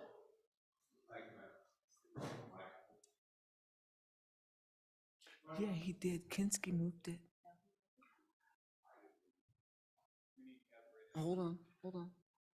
I'm sorry. It seems like we did not have the amendment moved in. I thought it was, so we'll have to have that amendment moved. It was read in but not moved. I thought it was moved. I move standing committee amendment number 1 to House Bill 11. Ask for your favorable approval. Have it read in. Yes, it's been read in, so it's been moved. Okay, so Now, I'm moving it. again. So we'll get Senator Cole now to ask a question on the amendment. Thank you. Thank you, Madam Chairman. Just have a question that states that once the fund, the Fire A plan has no remaining members receiving benefits, the full amount of whatever that money is goes back into the volunteer firefighter plan. Question is just how much money is projected to go back in to the volunteers plan once Fire Plan A is no longer viable? Does anyone have an estimate on that? Thank you, Madam Chairman. Senator Baldwin. Thank you, Madam Chairman. And to answer that question, what the action that we took last year was to take that 40% out of that full 100% to go to the firefighter A program. And what that does is once those folks are all done using that up, and they're headed that way, that program ended in 1981. So firefighter A program is slowly dwindling down. What it will do is bring it back to the full 100% rather than the 40% being diverted once the Plan A is done. That's the plan, and that's the way it works. Senator Cole. Yeah, so I'm looking for a specific dollar amount. I understand what it's going to do, but the question is just how much money, according to the actuarials, will be left over after that plan is no longer viable. Thank you, Madam Chairman. Senator Cole. No one's willing to answer? Senator Guru? We'll give Kinski a rest. Thanks. Yeah, sweet. Thank you, Madam Chair. When we funded Fire A last year, the plan was to give Fireman A enough money to go through its operational life. As the good senator from Cameron was saying, it is dwindling. There's less than 200 people now, I think 250 tops, that are still getting that fund. How much will be left when it's over? We don't know. The theory is, of course, that it would be as close to zero as possible based on the actuarials, but it won't be a great deal of money. But the bottom line is that this other fire account then would receive that money. This 9 million that appropriated to would make them actuarially sound by 2025. It may be a little bit over or a little bit less depending on how much money is left from Fireman A, but we won't know until, and to be honest, actually, it seemed like all those folks in Fireman A married young towards the end of their life, and so we don't know how long their significant others are going to last, but it's going to be a good long time, and we heard from every one of them in testimony last year. So it's not going to be a great deal of money, but the other piece that I wanted to say, as long as I was, well, it's not on the amendment, so I won't. But that's the best thing I can. We're still on the amendment. Senator Kinski, thank you. And to tag on to that, Madam Chair, Plan A has been bailed out, I think, 3 or 4 times. We hope this was the final bailout. And ideally, as my colleague said, there would be nothing there when the last firefighter or their spouse shuffles off this mortal coil. I'm going to speak on and for the amendment. I was on appropriations when we worked on trying to get Plan A solvent again. And the volunteers were funded by $2.2 million out of fire insurance premium. And we grabbed onto that to bail out Plan A. And the volunteers, God bless them, they didn't like it, but they understood they're going to stand with their brethren. But I've never felt good about it. Never have. These folks, for consideration of nothing except possibly a $300 pension, put their lives on the line. Now that we're flush with one-time money, they've asked for one-time money to restore the plan to where it was before we grabbed that $2.2 million that they were supposed to have for the next 30 years. So I am wholeheartedly in favor of appropriating the full 9 million to try and put them back to where they were before the bailout of Plan A snatched onto what was keeping the volunteers plan on a good track. Thank you, Madam Chair. Senator Anderson. Madam Chairman, on and for the amendment. The amendment adds $4.5 million to what the House did, puts it back to what we had with $9 million. That makes that fund viable, fully funded 100% in 2035. If we don't put the other 4.5 to it, it is funded fully by 2048. So we really need to do this to bring them up to speed and get them fully funded. Thank you. Senator Pappas. Thank you, Madam Chairwoman. On and on for the amendment. Again, I really think we need to do this just not only for them, but to reestablish our own integrity. We really need to take care of them. Thank you, Madam Chairman. Thank you, Senator. Sensing no further questions, all those in favor of Senator Doxer's motion to adopt the Standing Committee Amendment number 1 to House Bill number 118, please say aye. Aye. Those opposed, no. The motion to adopt Standing Committee number 1 to House Bill 118 has passed. We are back on the bill. Senator Beitman. Thank you, Madam Chair. Question on the appropriation. I see it's coming out of the general fund. A couple of bills ago, we talked about all this ARPA money that was available. Why didn't we pull the 9 million out of that instead of the general fund? And also, being a volunteer firefighter, I will be declaring a conflict on this bill, even though it's don't do it for the potential of having that $300 a month check coming in when I'm older, but is what it is. I don't want to have the appearance of a conflict of interest. Thank you, Senator. Senator Guru? That question was, the question about was it ARPA eligible was asked, and I do not believe that it was eligible. That's the answer, I believe, to your question. But on and for the bill itself, what I wanted to say is, yes, between $300 and $350 per fireman, EMT, the first responders that we depend on, I think it's worth it. And the good chairman gave you his reasons. I agree with his reasons. But the other reason that is so important is for retention and for recruitment of further getting new men and women into this line of work. It's a small amount of money, but it really is crucial for recruiting people into what is now a much more dangerous, a much more technical job than it ever was before. And so that we don't even know. As a matter of fact, I think the good senator from Natrona County had a bill just a couple of years ago, as I recall, about as we, whether it's new synthetics, new things, or when we're asking people to walk into fires, walk into situations, we're asking them to walk into situations that are causing ailments that we can't even comprehend at this time. And so, this is, like I say, just a small price. So on and forth, thanks. Senator Baldwin?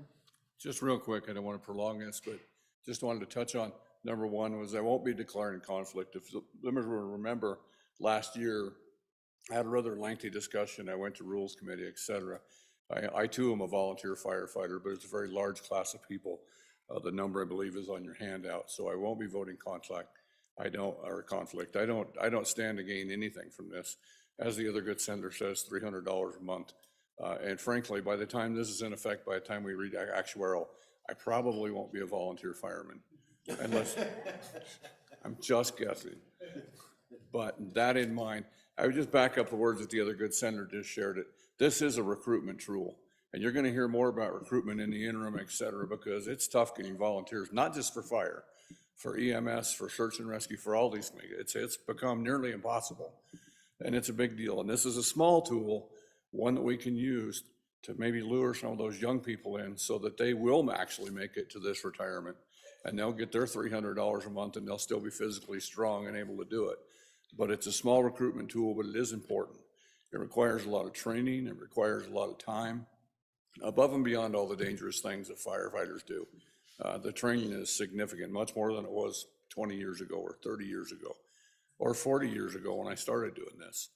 The time commitment is tremendous, the time away from family, the time away from home in the middle of the night, cold. Matter of fact, while we were sitting here this afternoon, my volunteers went out on a truck wreck. They went out on one in the middle of the night last night. It's time away from, it's a big deal. We need to respect our volunteers, and this is a way of showing them respect, and I strongly support the bill. Thank you, Senator Baldwin. Senator Dockstader? I'll go ahead and conclude. Good senator just reminded me of something. I spent the last 40 years working with my firefighters from a media standpoint. In the early days, we just went out to the structure fires, house fires and so forth, and barn fires. But over the years now, if there's a traffic accident, guess who rolls with the EMTs? Firefighters. And they're out in my neck of the woods on a very busy highway that leads into the national parks. And it seems like they're out a lot.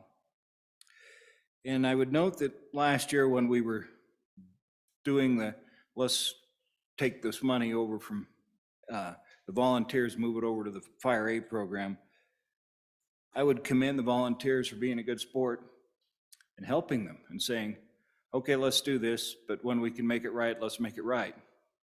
And we found that we can make it right this year, folks. And I ask for your support of the bill. Thank you. Thank you, Senator Dockstader. All right. All those in favor of Senator Pinsky's motion that when the Committee of the Whole rises to report, it do so with a favorable recommendation of House Bill 118, say aye. Aye. Those no? House Bill 118 has passed the Committee of the Whole. The next bill for your consideration is Senator Cooper. Privilege of the floor. Madam Chairman, I'd like to have everybody's attention to the West Gallery up here. We have some volunteer firemen sitting right up here above you from Newcastle. And glad to have them here and thank them for their service, as well as all the other volunteer firefighters in the room. Woo-hoo.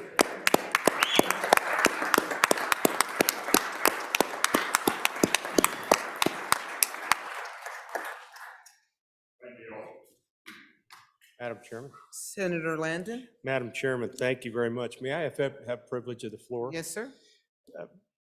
Madam Chairman, I just returned from a bill signing down on the first floor, and I just wanted to take a moment to thank some people. I was honored to represent the Senate in that signing. It was the bill, you might recall, to transfer our drug treatment programs to the judicial branch. And it's a rare opportunity that we get to represent an effort that involved all three branches of government. But it all started really with the last interim committee. Our Judiciary Committee worked that over the past year and did a lot of outstanding work. And I just wanted to recognize Chairman Nethercott and the members of last year's Judiciary Committee, along with the committee that has joined me this year on the judiciary to push that bill through. And of course, it wouldn't have happened without the support of the Senate, but it's a big deal. And I think it's gonna give us an opportunity to do a better job of taking care of the people of Wyoming. So I just wanted to tip my hat to all of those involved. Thank you, Madam Chair. Thank you, Senator Landon. Senator Baldwin? Well, thank you, Madam Chairman. Can I have the privilege of the floor, please? Yes, sir. Thank you very much. I know she doesn't want me to do this, but I wanted to recognize, after we talked about all that volunteer firefighting, the person that makes me able to do all that volunteer firefighting and spend time here. I figured out the other day, it's well over a year of time I've spent. I think Senator Landon talked about that at one point.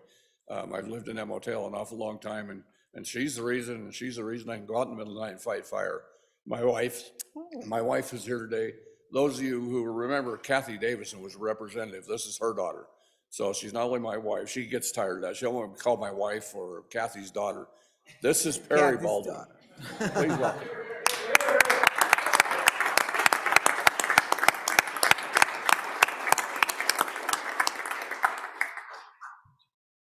Thank you. The next bill for our consideration is House Bill 165. The reading clerk, would you please read the House bill? House Bill 165, Living Organ Donor Protection, sponsored by Representative O'Hearn, an act relating to insurance, was referred to Committee Number 10, which returned a committee recommendation that it do pass. Ayes, Senators Baldwin, Barlow, Bouchard, Dockstader, and Hutchings. Senator Baldwin, Chairman. You've heard the reading of the House bill. What is your pleasure, Senator Baldwin? Thank you, Madam Chairman. I move that when the committee of the whole rises to report, it do so with a favorable recommendation that House Bill 165, Living Organ Donor Protection, do pass. For an explanation of the bill, I turn to the senator who resides to the south of me, Senator Schuler. Senator Schuler. Thank you, Madam Chairman. Today I bring you House Bill 165, Living Organ Donor Protection. If you take a look at the first paragraph, this is an act relating to insurance prohibiting discrimination against living organ donors by certain insurers. And actually, I have something in common with the House member that brought this bill. One of my best friends had a kidney transplant and has been a victim of some of this discrimination. So just to give you a little background, living organ donors, they undergo a thorough examination before they donate. They're some of the healthiest people in the United States, and if you take a look at the population at large, and they rarely face long-term health consequences. But despite this, they often experience higher premiums or outright denial of insurance coverage. This House Bill 165 would prohibit discrimination in the pricing or the availability of life, disability, or long-term care insurance. There was a study done in 2014, and they showed that a quarter of the living donors faced discrimination when they tried to obtain or change their life insurance just because they were organ donors. Frequently, we hear from living donors who experience premium changes or other restrictions on their insurance. There's about 150 state residents who are waiting for life-changing transplants. I mentioned this the other day. So we need to remove barriers because it's a critical component in expanding organ donation. In order to have a better quality of life, these transplants that they get with kidneys particularly, they're far more cost-effective for Medicaid and Medicare compared to kidney dialysis. And they're also, transplant recipients are also more likely than dialysis patients to remain in the workforce or return to the workforce. So that really is the bill. If you want to take a look on page 2, it just basically says that insurance, or whether individual or group life insurance policy or long-term insurance policy shall deny or cancel coverage based on their status as a donor, deny continued eligibility to enroll or renew coverage, reduce or limit their coverage, or preclude a covered person from donating. They can be a donator as well, from donating all or part of organs or tissues as a condition of receiving coverage under a policy. That is pretty much the bill, and I would ask for your favorable consideration of this bill. Thank you. Any questions on the bill? Seeing none, are you ready for the question? All in favor of Senator Baldwin's motion that when the Committee of the Whole rises to report, it do so with a favorable recommendation of House Bill 165, please say aye. Those opposed, no. The House Bill 165 has passed the Committee of the Whole. The next House Bill for your consideration is House Bill 27. Will the reading clerk please read the bill? House Bill 27, School Facilities Consolidated Remediation Schedule, sponsored by the School Facilities Committee, an act relating to the Consolidated School Facility Remediation Schedule for public schools. Was referred to Committee Number 4, which returned a committee recommendation that it do pass. Ayes, Senators Beitman, Brennan, Rothfuss, Scott, and Steinmetz. Senator Scott, Chairman. You've heard the reading of the bill. What is your pleasure, Senator Scott? Madam Chairman, I move when the Committee of the Whole rise and report it do so with the recommendation that House Bill 27 do pass, and I yield to Senator Rothfuss for an explanation of this good little House bill. Thank you. Senator Rothfuss. Thank you, Madam Chairman. Madam Chairman, a few years ago, your Select School Facilities Committee decided that it would be a good idea to have a unified list. So we have two lists with regard to school facilities. One is a condition score. The other is a capacity rating. And we decided it would be a good idea to have a unified list that combined attributes from both and provided some prioritization. We come back to you 2 or 3 years later and say we were wrong. That was not a good idea. And it caused confusion. It did not provide any additional clarity. And there's good reason actually to eliminate that as a prioritization list. So what we have before us then is again from the Select School Facilities Committee.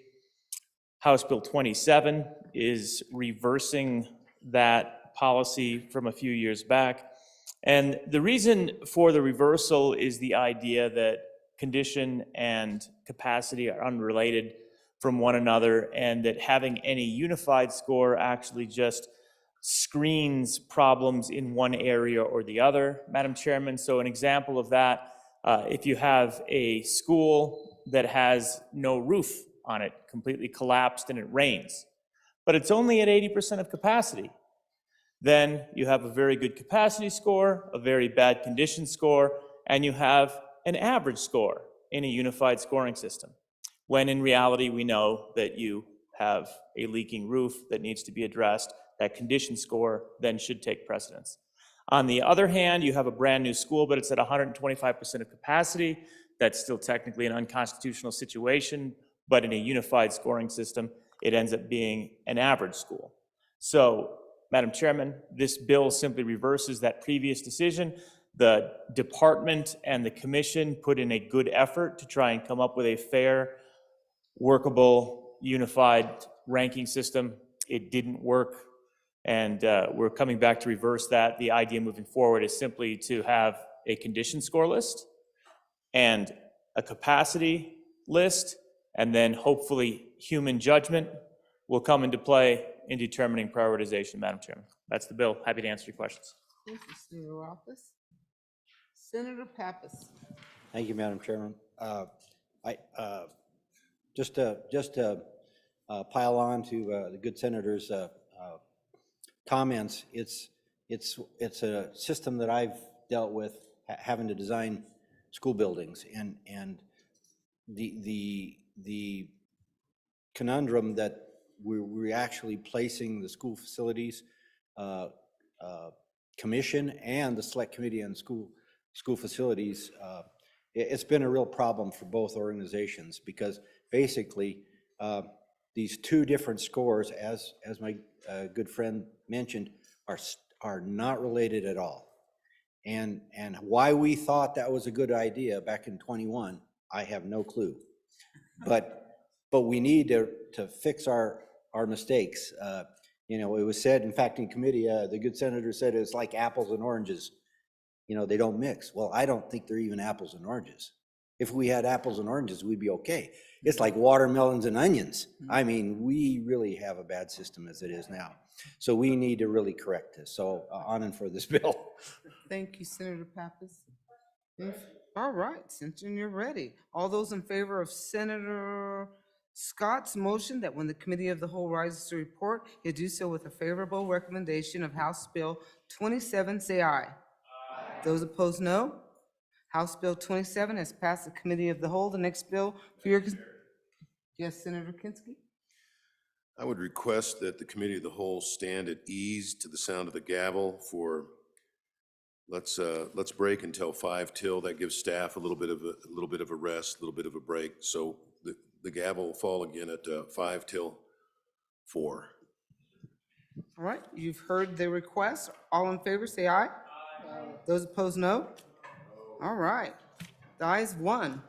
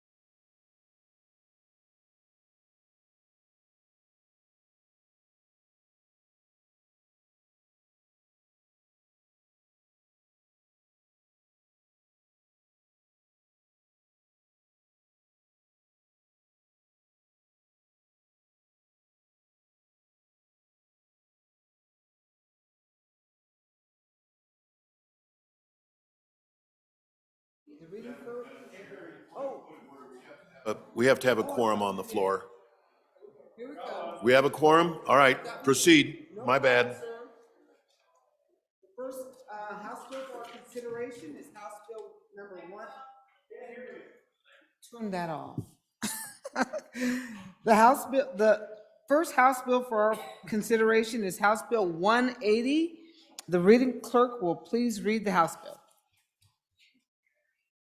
House Bill 180 engrossed, brucellosis testing notification requirements, sponsored by Representative Davis, an act relating to agriculture, livestock, and other animals, was referred to Committee Number 5, which returned to committee recommendation that it do pass amended. Ayes Senators French, Hicks, Ide, Kolb, and Steinmetz. Senator Steinmetz, Chairman. You've heard the reading of the House bill. What is your pleasure, Chairman Steinmetz? Thank you, Madam Chairman. I move that when the Committee of the Whole rises to report, it do so with a recommendation that House Bill 180 do pass, and I will explain the bill. We do have a standing committee amendment I ask it be read in at this time. House Bill 180, Standing Committee Amendment Number 1 to engrossed copy, page 3, line 1, strike. I would move Standing Committee Amendment Number 1 to House Bill 180, and I will tell you about the bill and the amendment at the same time, and then we'll dispose of the amendment. Madam Chairman, the meat of this bill is found on page 2 and 3. You will see we are establishing within the Livestock Board, or giving them the ability to establish a standard communication protocol to inform livestock producers, veterinarians, and brand inspectors in the designated surveillance area within the county where a non-negative brucellosis test has been confirmed for any animal. Madam Chairman, the reason we want to do this, we know how extremely important our brucellosis standing is in the state of Wyoming. A non-negative test result is, it's not negative and it's not positive, and so we're just trying to get early notification out there to those who might be affected or in the affected area. If you go to page 3, you'll see on section F that the state veterinarian shall provide testing information to the owner of the animal that has tested non-negative for brucellosis not later than 3 days after the receipt of the preliminary laboratory tests. And Madam Chairman, the reason this is important is so that producer can be on the lookout with that animal and kind of know what's coming their way. As we all know, positive brucellosis tests can really affect a producer's ability to buy and sell animals and their neighboring producers. And so, Madam Chairman, that is the bill. The amendment then just strikes up on page 3, line 1, strike the information, and then strike the rest of the lines 2 through 4. That it's just a cleanup. It was a redundant sentence, and so we just cleaned it up here in this statute. And so with that, if there are no questions on the amendment, I'd call for the question on the amendment. No questions? All in favor of Senator Steinmetz's motion to adopt the Standing Committee Number 1 to House Bill 180, please say aye. Aye. Opposed, no. The motion to adopt Standing Committee Amendment Number 1 to House Bill 180 has passed. We're back on the bill. Seeing no discussion on the bill, all in favor of Senator Steinmetz's motion that when the Committee of the Whole rises to report, I do so with a favorable recommendation of House Bill 180, say aye. Aye. Those opposed, no. The House Bill 180 has passed the Committee of the Whole. The next bill for our consideration is House Bill number 31. The reading clerk will read the House bill. House Bill 31, BOCES as local education agencies, sponsored by the Education Committee, an act relating to education, was referred to Committee Number 4, which returned to committee recommendation that it do pass. Ayes Senators Brennan, Rothfuss, and Scott. No Senators Weitman and Steinmetz. Senator Scott, Chairman. You've heard the reading of the House bill. What is your pleasure, Senator Scott? Madam Chairman, I move when the Committee of the Whole rise and report it, do so with the recommendation that House Bill 31 do pass. I think I didn't stick anybody else with it, so I will explain this good little House bill. Basically, what the House bill does is it enables the boards of cooperative education services that are around the state to apply for certain federal and state grants that they're not currently allowed to apply for. And mostly we're talking here, Madam Chairman, about federal grants. The bill was a little controversial in the standing committee, and basically the concern was if we allow these boards to apply for federal grants, we're spending more federal money, and the federal government's going broke anyhow, printing a lot of money, and people thought that was a bad thing.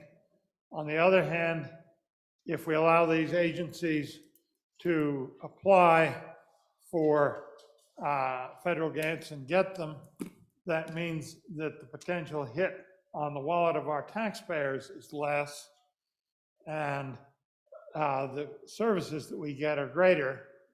And so there's the trade-off, Madam Chairman. I would mention that these boards of cooperative education services, they come in at least two varieties. Some are, and they're all, school districts are participating in all of them. Some of them are providing special education services to multiple districts, and others are providing really higher education services. In my county, they're paying for high school students' tuitions at the community college. Both are well worthwhile, and there's a number and variety of these things, but this applies to all of them. And it really comes down to whether you're interested in fighting the federal deficit or protecting our own taxpayers' wallets.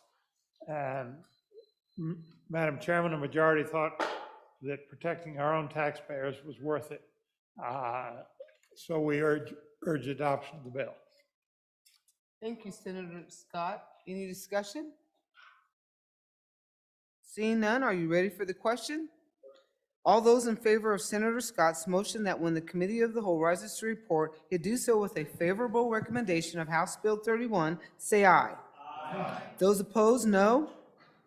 House Bill 31 has passed the Committee of the Whole. The next bill for your consideration is House Bill number 127.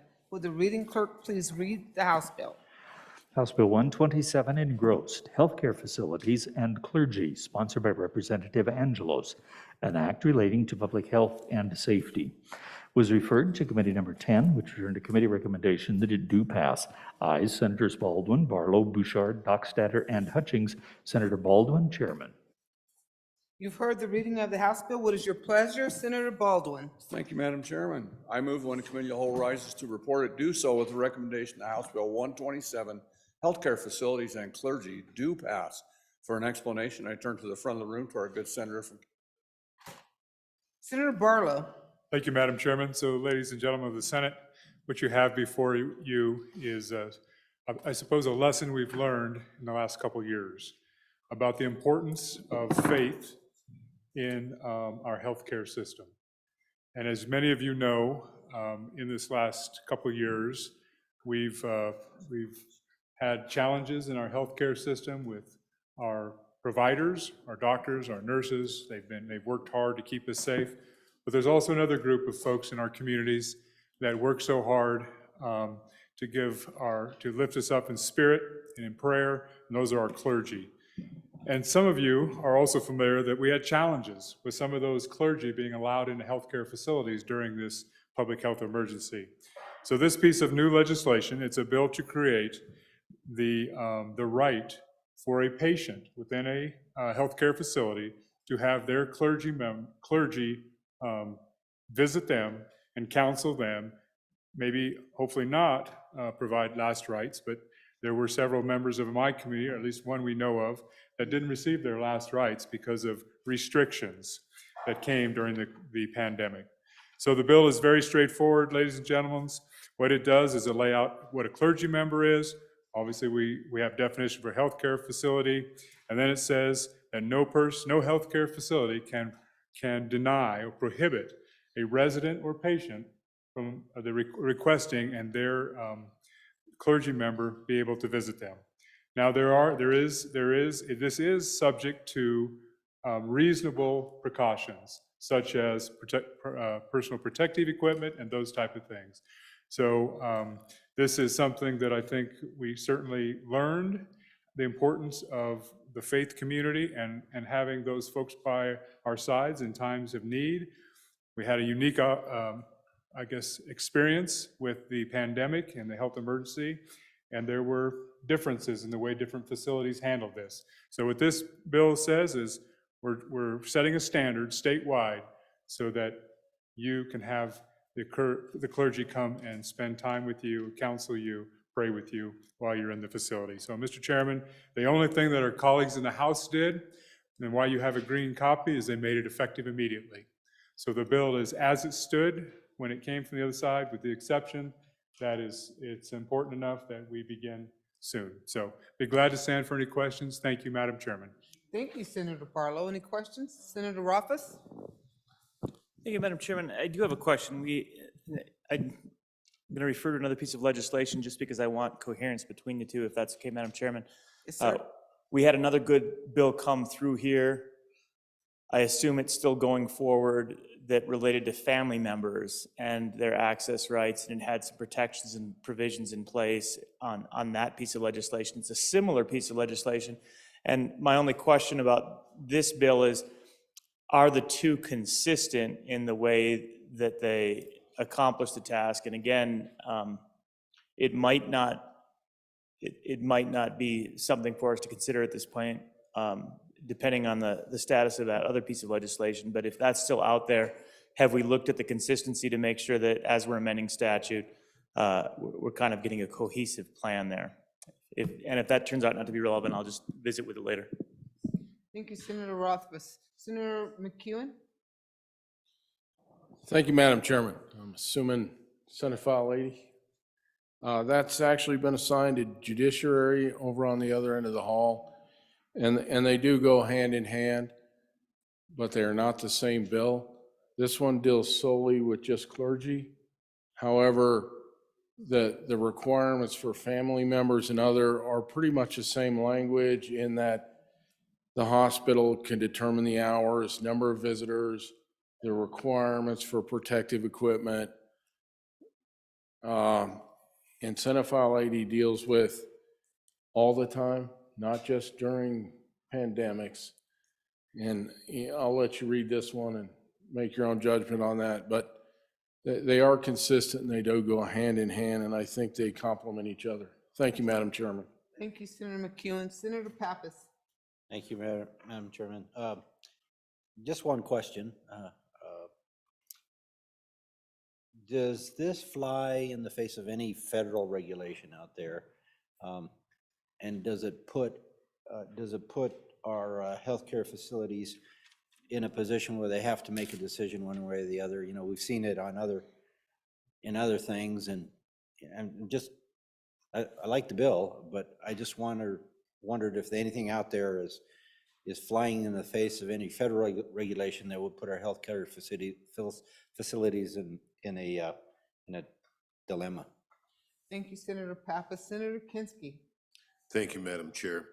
In response to my colleague, the architect's question, the bill was initially drafted in response to a request from my deacon, and then a number of other organizations, religious organizations, became interested. But this was after it was first drafted, was vetted through the association that represents the hospitals. And the language that you see on page 3, beginning on line 2, was crafted so that they would not get in trouble. If the feds come in again and they just say, we don't, under our new pandemic rules, clergy are not healthcare workers, lock them out, then all bets are off under this bill. that trumps what we want to do here. But the idea was that because clergy were not, quote, essential healthcare workers, they didn't have any chance of getting in, including for my dad. And so we hope that this will work. But it has a blessing of that organization because we've got these caveats on page 3. Thank you, Madam Chair. Thank you, Senator Kinski. Senator Barlow. Thank you, Madam Chairman. So the good Vice President, I think, outlined there's multiple organizations that have a role in this. The organization, as was noted, did come forth and say, we're supportive of this. This is what we want to do. And I'll just ask everybody to keep in mind that I did ask the sponsor of the bill, the prime sponsor from the other body, if this should be the standard all of the time, not just during a public health emergency, to the point of my good colleague to my right being that other file that's out there is universal at any time. And this one, it just is during a public health emergency. But out of respect for the primary sponsor, I said I will continue this bill as it is. It's a good bill as it is. If we want to expand it, I will give her, I will take that direction from that sponsor. And you may, if that decision is made, you'll see an amendment that strikes out public health emergency and makes this a standard in Wyoming for all of our healthcare facilities related to clergy. Thank you, Madam Chairman. Thank you, Senator Barlow. Any further discussion? Sensing none, all those in favor of Senator Baldwin's motion that when the Committee of the Whole rises to report it, do so with a favorable recommendation of House Bill 127, say aye. Aye. Those opposed, no. House Bill 127 has passed the Committee of the Whole. The next bill for our consideration is House Bill number 22. Will the reading clerk please read the House bill? House Bill 22 engrossed, State Land Lease Deficiency Cure Process, sponsored by the Agriculture Committee, an act relating to state lands, was referred, one moment please, to Committee Number 5, which returned a committee recommendation that it do pass amended. Ayes Senators French, Hicks, Ide, Kolb, and Steinmetz. Senator Steinmetz, Chairman. You've heard the reading of the House bill. Senator Steinmetz, what is your pleasure? Madam Chairman, I move that when the Committee of the Whole rises to report it, do so with a recommendation that House Bill 22 do pass. And Madam Chairman, there is a standing committee amendment. I ask it be read in at this time. House Bill 22, Standing Committee Amendment Number 1 to engrossed copy that. Madam Chairman, I move Standing Committee Amendment Number 1 to House Bill 22 and ask for your favorable consideration. And I would like to explain the amendment before we explain the bill. Madam Chairman and the body needs to know that we went ahead and kind of did some revisions on this. They're just drafting revisions. So there is a substitute bill. So what you will need for this bill is there's a chart we put on your desk that shows you the timeline of how everything will occur. I had provided you the substitute bill in advance because the amendment was not in our boxes. And then you should have a yellow amendment that is also the bill. So with that, I would turn the amendment and the bill over to Senator Hicks for an explanation.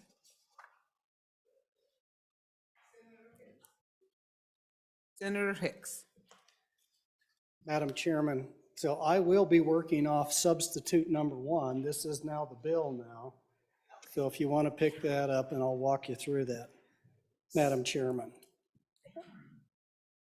Senator Majority Floor Leader Hicks. Got it. I was just told that we need to adopt the amendment because this is a substitute bill. Madam Chairman, I move for adoption of substitute number 1 to House Bill 22. Thank you, sir. Madam Chairman, I believe it's been moved, but for an explanation on the substitute bill, I think the chairman explained why it's a substitute. When we looked at this bill, It was working. It does the exact same thing that the previous bill does, but the previous bill, this section of statutes hadn't been updated in decades. And so the structure of it was very archaic. It was back when they wrote whole paragraphs for subsections. So the only thing the substitute bill does is come back and formats it in current drafting statutes that we use to write laws for the state of Wyoming. Now, Madam Chairman, I'll get to the substance of the bill, but that's what the substitute does, is just bring in conforming statutory structure that we use today. So it goes into 36.5.104. This is the timing for filing renewal applications, and these applications go to the Office of State Land. These are for grazing renewals. These are 10-year permits that they do, and every 10 years, you have to refile an application, pay a fee with the Office of State Lands. Madam Chairman, so we're going into this section that requires the timing of the filing. If you just go through that, Madam Chairman, only thing we've done is we formatted on page 2. We brought in a new format with a small a. We've changed 30 days to 60 days prior to the expiration of that, Madam Chairman. Then we've reformatted that and broke that run-on paragraph into subsection B. If you go down there, the only new language in there, it says together with the payment of the first year's annual rental that meets the highest bid offer by another qualified applicant. We'll get to that in the next section, Madam Chairman. So that's the only language, new language that was brought in under Romanet, or the new number B, Madam Chairman. So when we get over to the next page is where you start to see all the new drafting components. And what this does is it goes in and it talks about the timing of notices under subsection C. So for the renewal of an outsigned lease, grazing, an agricultural lease, the Office of State Lands and Investment shall have the following duties. Now they will notify, this is existing statutes, 120 days before your lease expires, you'll receive in the mail a notice from the Office of State Lands Investment that your lease is going to expire. Romanet 2, Madam Chairman, the office shall maintain the existing leasees, so they'll develop a process, a database, a spreadsheet that identifies all these existing leasees and whether they have not submitted an application for a renewal or that the application that's submitted was deficient. In other words, there's omissions or something was wrong. So they'll have that list, develop that. Romanet 3, the office shall notice by certified mail an existing leasee of a filing for a conflicting lease application. So what this requires the Office of State Land do, you file an application for renewal. Somebody else can also file for an application for that state lease. This just puts a duty on the Office of State Lands and Investment to know that the current leasee, that there's a competing application out there for that state lease. Transparency, Madam Chairman, that's all that section does. Romanet 4, the office shall provide notice of any missing or any deficient applications for the lease renewal 40 days prior to the termination of that lease. So then, Madam Chairman, if you flip over to the next page, and then it also brings in if there's a competing lease, once they receive an application from a competing lease, within 10 days of the office receiving that application, they have to notify you that you have a filing of a conflict for that lease. And then at the bottom of this section, Madam Chairman, when we get there, it says the notice required by this paragraph. So this is the notice that the permittee, or the leasee in this case, is actually going to receive. So this is what they're going to get in the mail.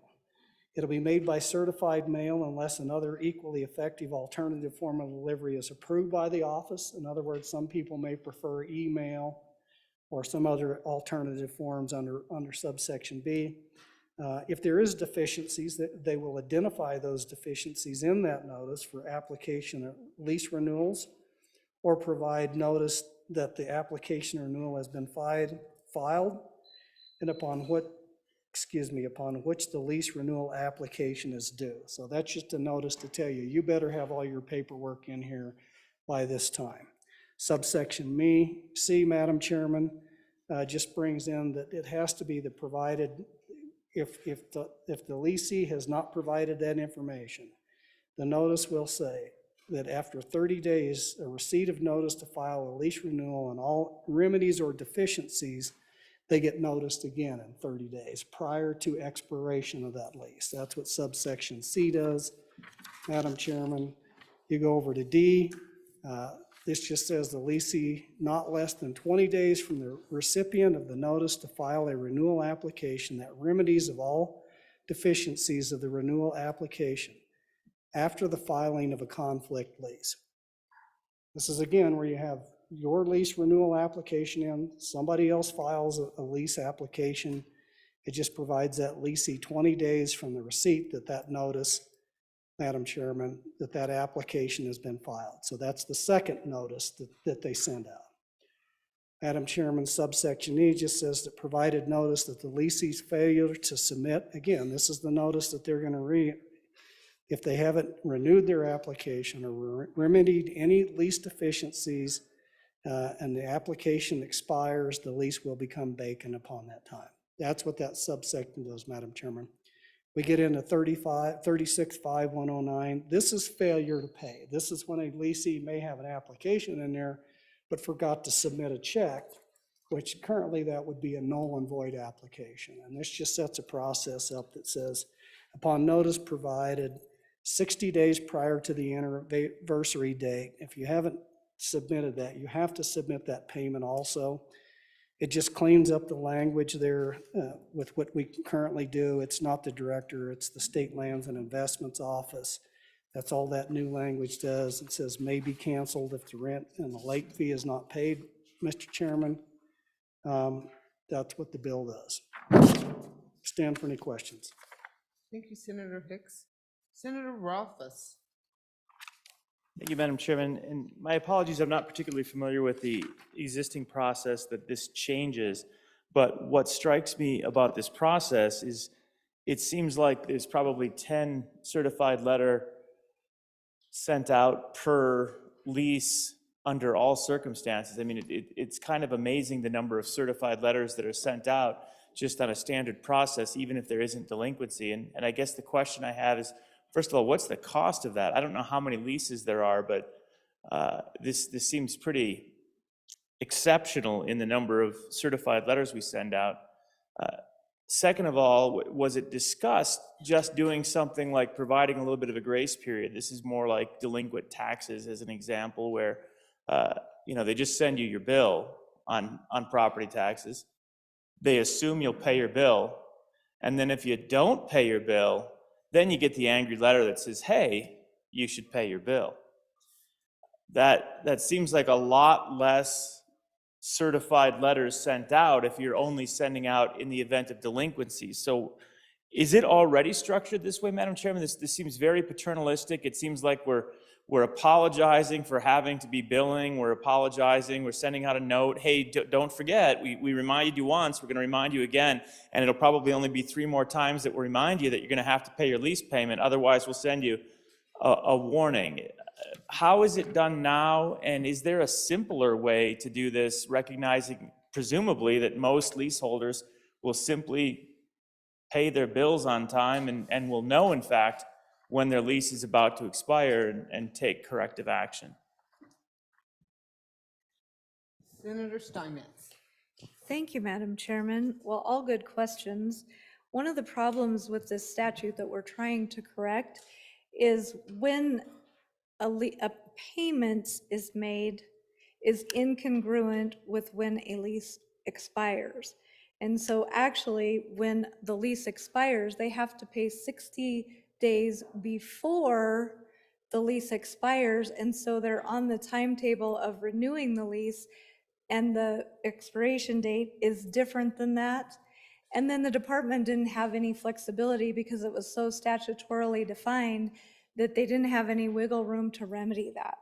So that's what this process is designed to cure. It is a cure process. And the reason there is so much built into that is because we've had several people lose leases over this, or the lease has become a vacant lease. it's a big problem within the agency right now, and it's a very important piece of legislation. As far as the certified mail, we caught a couple of those in this substitute bill that we need to take out that we didn't catch in committee. And so we'll be making those revisions on second reading amendment. And I hope that answered all your questions. If not, I'd be glad to take another stab at it. Thank you, Senator Steinmetz. Senator Scott? Madam Chairman, this is real important for the agricultural SE. I'm going to declare a conflict of interest on this bill. These things are renewed often enough, they do get forgot. And I think that the process in the bill will tend to prevent that because it is a problem. Thank you, sir. Senator Wright? Thank you, Madam Chair. I think one of the questions from the senator from Albany County was how many leases are out there, and testimony was approximately 4,000 leases, if I'm correct, and they're 10-year leases, and they said that, you know, there's about 400 of them that roll over every year in that 10-year period of time for all 4,000 of those leases. Thank you, Madam Chair. Thank you, Senator Wright. Any more questions? Senator Rothfuss? Go ahead. Oops. Senator Landon? Madam Chairman, thank you. I have heard most of the debate. I appreciate it. I appreciate all the answers that have been provided. I wondered if this bill in any way might affect the situation where one of these leases has sat vacant for a period of time, even at the request of, say, a former lessee, it remains vacant. Would this capture that situation and allow for notice to be given in a case like that? Just curious. Thank you. Thank you, Senator Landon. Senator Rothfuss? Thank you, Madam Chairman. I appreciate the responses and appreciate the fact that there's some work potentially being done on second reading to help clarify some of this. And I'll just note that I certainly understand the importance and the motivation for it. And I think it's very reasonable to ensure that you know, we're not canceling leases because somebody didn't pay on time. And if statute is saying that right now, then there needs to be a remedy. I guess the question I have was it just considered something more similar to property tax where you have effectively a presumption of that continuation? Maybe you end up accruing some fees, but that lease will not be canceled. There'll be outreach after a failure.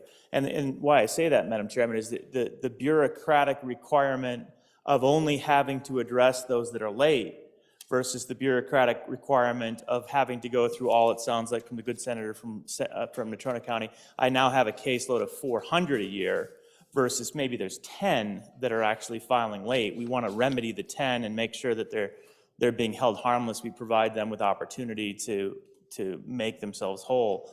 But again, from just a workload standpoint, having to only address those that failed through best intentions but maybe weren't paying attention. Is there a way that we could work it so that we're more focused on those that are failing to achieve the outcome versus the entire set and kind of adding to that bureaucracy? Senator Hicks. Yeah, Madam Chairman, I'll take a stab at that. So I think you touched on the point is the 400 and there's only 10 or 15 out there because sometimes the leasee gets them in the mail at 120 days. They renew their application, send in the fee, and it's a done deal. But just because of the volume and the nature, some of them are falling through the cracks, and that's what we're trying to remedy here. So it's only after you get to that 60 days, if the office hasn't received anything back from you, there's a deficiency. On your part, or maybe their part, maybe it's a mailing address. So we're trying to get to those few applications that don't renew on that 120 days. So, you know, I don't expect that this will probably capture that they'll be in the notice for a very small percent of those applications. And then to the issue of talking about, do we want to provide a grace period afterwards, somewhat similar? What I want to do is find out, because this could affect the way they lease everything, which is oil and gas leases, commercial leases, cell tower leases and stuff. And what I want to do is ask that question. If this also then would set up a completely alternative leasing process for all of these other leases that they have lease renewals for.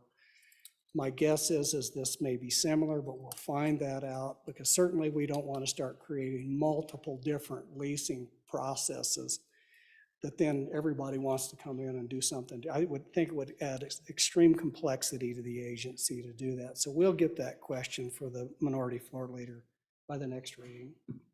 Thank you, Senator Hicks. Senator Steinmetz. Thank you, Madam Chairman. And with regards to vacant land, this does not apply to vacant land. It's only the renewal of a lease. It doesn't apply to vacant land.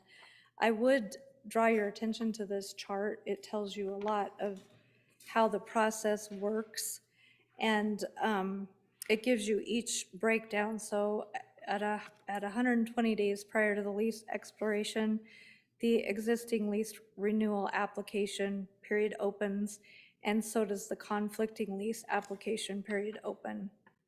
90 days prior to the lease expiration is the conflicting lease deadline and the issuance of the conflicting lease notice. 60 days prior to lease expiration, the lessee gets the preferential rights to exercise the deadline, and then the existing leasee renewal application submission deadline, annual rental notice deadline. And then 50 days prior to expiration, the bad renewal application notice and deadline for conflicting. That means, there's something wrong with the renewal application. 40 days prior to the lease expiration, the missing bad renewal application notice deadline. So that's the deadline for the agency. And then 30 days prior, you can appeal the director's decision. 10 days prior, you have the missing bad renewal application submission deadline. And then at the anniversary date, they issue the annual late notice. It's a 30-day notice and a 10% late fee. So I hope that helps. Thank you, Senator Steinmetz. Any further discussion? Since you're tired, we'll call for the question. Now, this is a question on the standing committee amendment, which is the substitute bill. So, all those in favor of Senator Hicks' motion to adopt the standing committee substitute number 1 bill for House Bill 22, please say aye. Aye. Those opposed, no. The House bill has actually passed the Senate. We still have to take another vote? Okay, all right. So we're back on the bill. Question on the bill. All those in favor of Senator Steinmetz's motion that when the Committee of the Whole rises to report, that it do so with a favorable recommendation of House Bill 22, say aye. Aye. Those opposed, no. House Bill 22 has passed the Committee of the Whole. Vice President Kinski, sorry for not Madam Chair, referring I move that the Committee of the Whole rise and report. Yay. Let me see, rise and report. So, I'm sorry? You've heard the motion. All in favor, say aye. Those opposed, no. Motion carried. Thank you, sir. You're doing a great job. Appreciate you.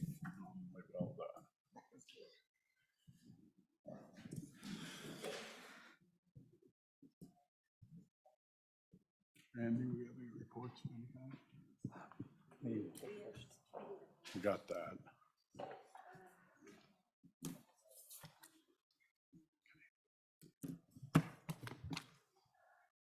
Reading clerk will read the Committee of the Whole report. Mr. President, your Committee of the Whole, having had under considerations bills on general file, begs leave to report as follows. House Bill 44, do pass. House Bill 174, engrossed, do pass. House Bill 229, engrossed, do pass amended. House Bill 195, engrossed, do pass amended. House Bill 101, do pass amended.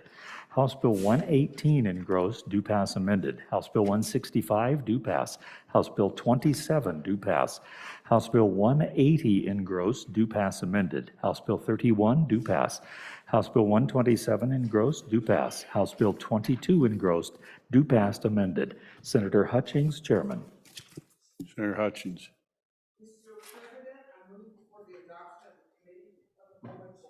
You've heard the motion. All in favor, say aye. Those opposed, no. Motion carried. Report's been adopted. Committee reports. February 15, 2023. Mr. President, your committee number 9, Minerals, Business, and Economic Development, to whom was referred House Bill 42, engrossed, off-road recreational vehicle operation, respectfully referred same back to the Senate with the recommendation that it do pass. Ayes, Senators Cooper, Dockstader, Ellis, Jones, and Rothfuss. Senator Dockstader, Chairman. Mr. President, your committee number 9, Minerals, Business, and Economic Development, to whom was referred House Bill 62, Open Banking, respectfully report same back to the Senate with a recommendation that it do pass. Ayes, Senators Cooper, Dockstader, Ellis, Jones, and Rothfuss. Senator Dockstader, Chairman. Thank you. Mr. Majority Floor Leader, that clears the desk. Mr. President, I move the Senate stand adjourned until 10 a.m. Thursday, February 16th. Very good. Announcements. Senator Case. Mr. President, a courtesy announcement. The Northern Arapaho Tribe has a reception tonight at 6:30. Thank you. Little America. Senator Boner. Thank you, Mr. President. Your committee number 8, Transportation, Highways, and Military Affairs, will meet today upon adjournment, so we'll say about 10 till 5, in Capitol Extension Room W2 online to consider House Bill 59, Wyoming National Guard tuition benefits, House Bill 38, Wyoming National Guard member referral, House Bill 56, Purple Star Schools, and House Bill 67, special license plate decals, women veterans. Chairman Kinski. Mr. Chairman, your Appropriations Committee number 2 will meet tomorrow, Thursday, February 16th, upon noon recess in room E301 to take up the following matters. HB 89, State Investment Returns, Adequate Reserve Funding. HB 64, Legislative Stabilization Reserve Account Obligations. HB 208, School Foundation Program Reserve Accounts Investments. And then the following re-referrals: HB 190, Wyoming Value Added Energy and Industrial Plan, HB 188, Wolf Depredation Compensation, HB 81, Hospital Supplemental Payments, and HB 33, School Finance CTE Grants. Thank you. Further announcements. Senator Landon. Mr. President, just a reminder to your Judiciary Committee number 1, we will meet at 7:30 on Friday morning for an informational meeting with our first responders related to suicide and the programs that we put in place here from the Wyoming Senate last year. So a report, an update, and hopefully a learning experience. Following that, we will take up at 8:30 House Bill 94, Board of Parole Wyoming Residency, and we'll do that down in W4, 8:30 on Friday morning. Thank you. Senator Case. Slight correction, the reception tonight by the Northern Arapaho Tribe starts at 6 o'clock, not 6:30. Thank you. Sir. One more time, Joint Conference Committee 1 on HB 1 will meet at 9 a.m. in the Appropriations Room. Thank you. You've heard the motion. All in favor, say aye. Those opposed, no. We're adjourned till 10 a.m. Thursday, February 16th.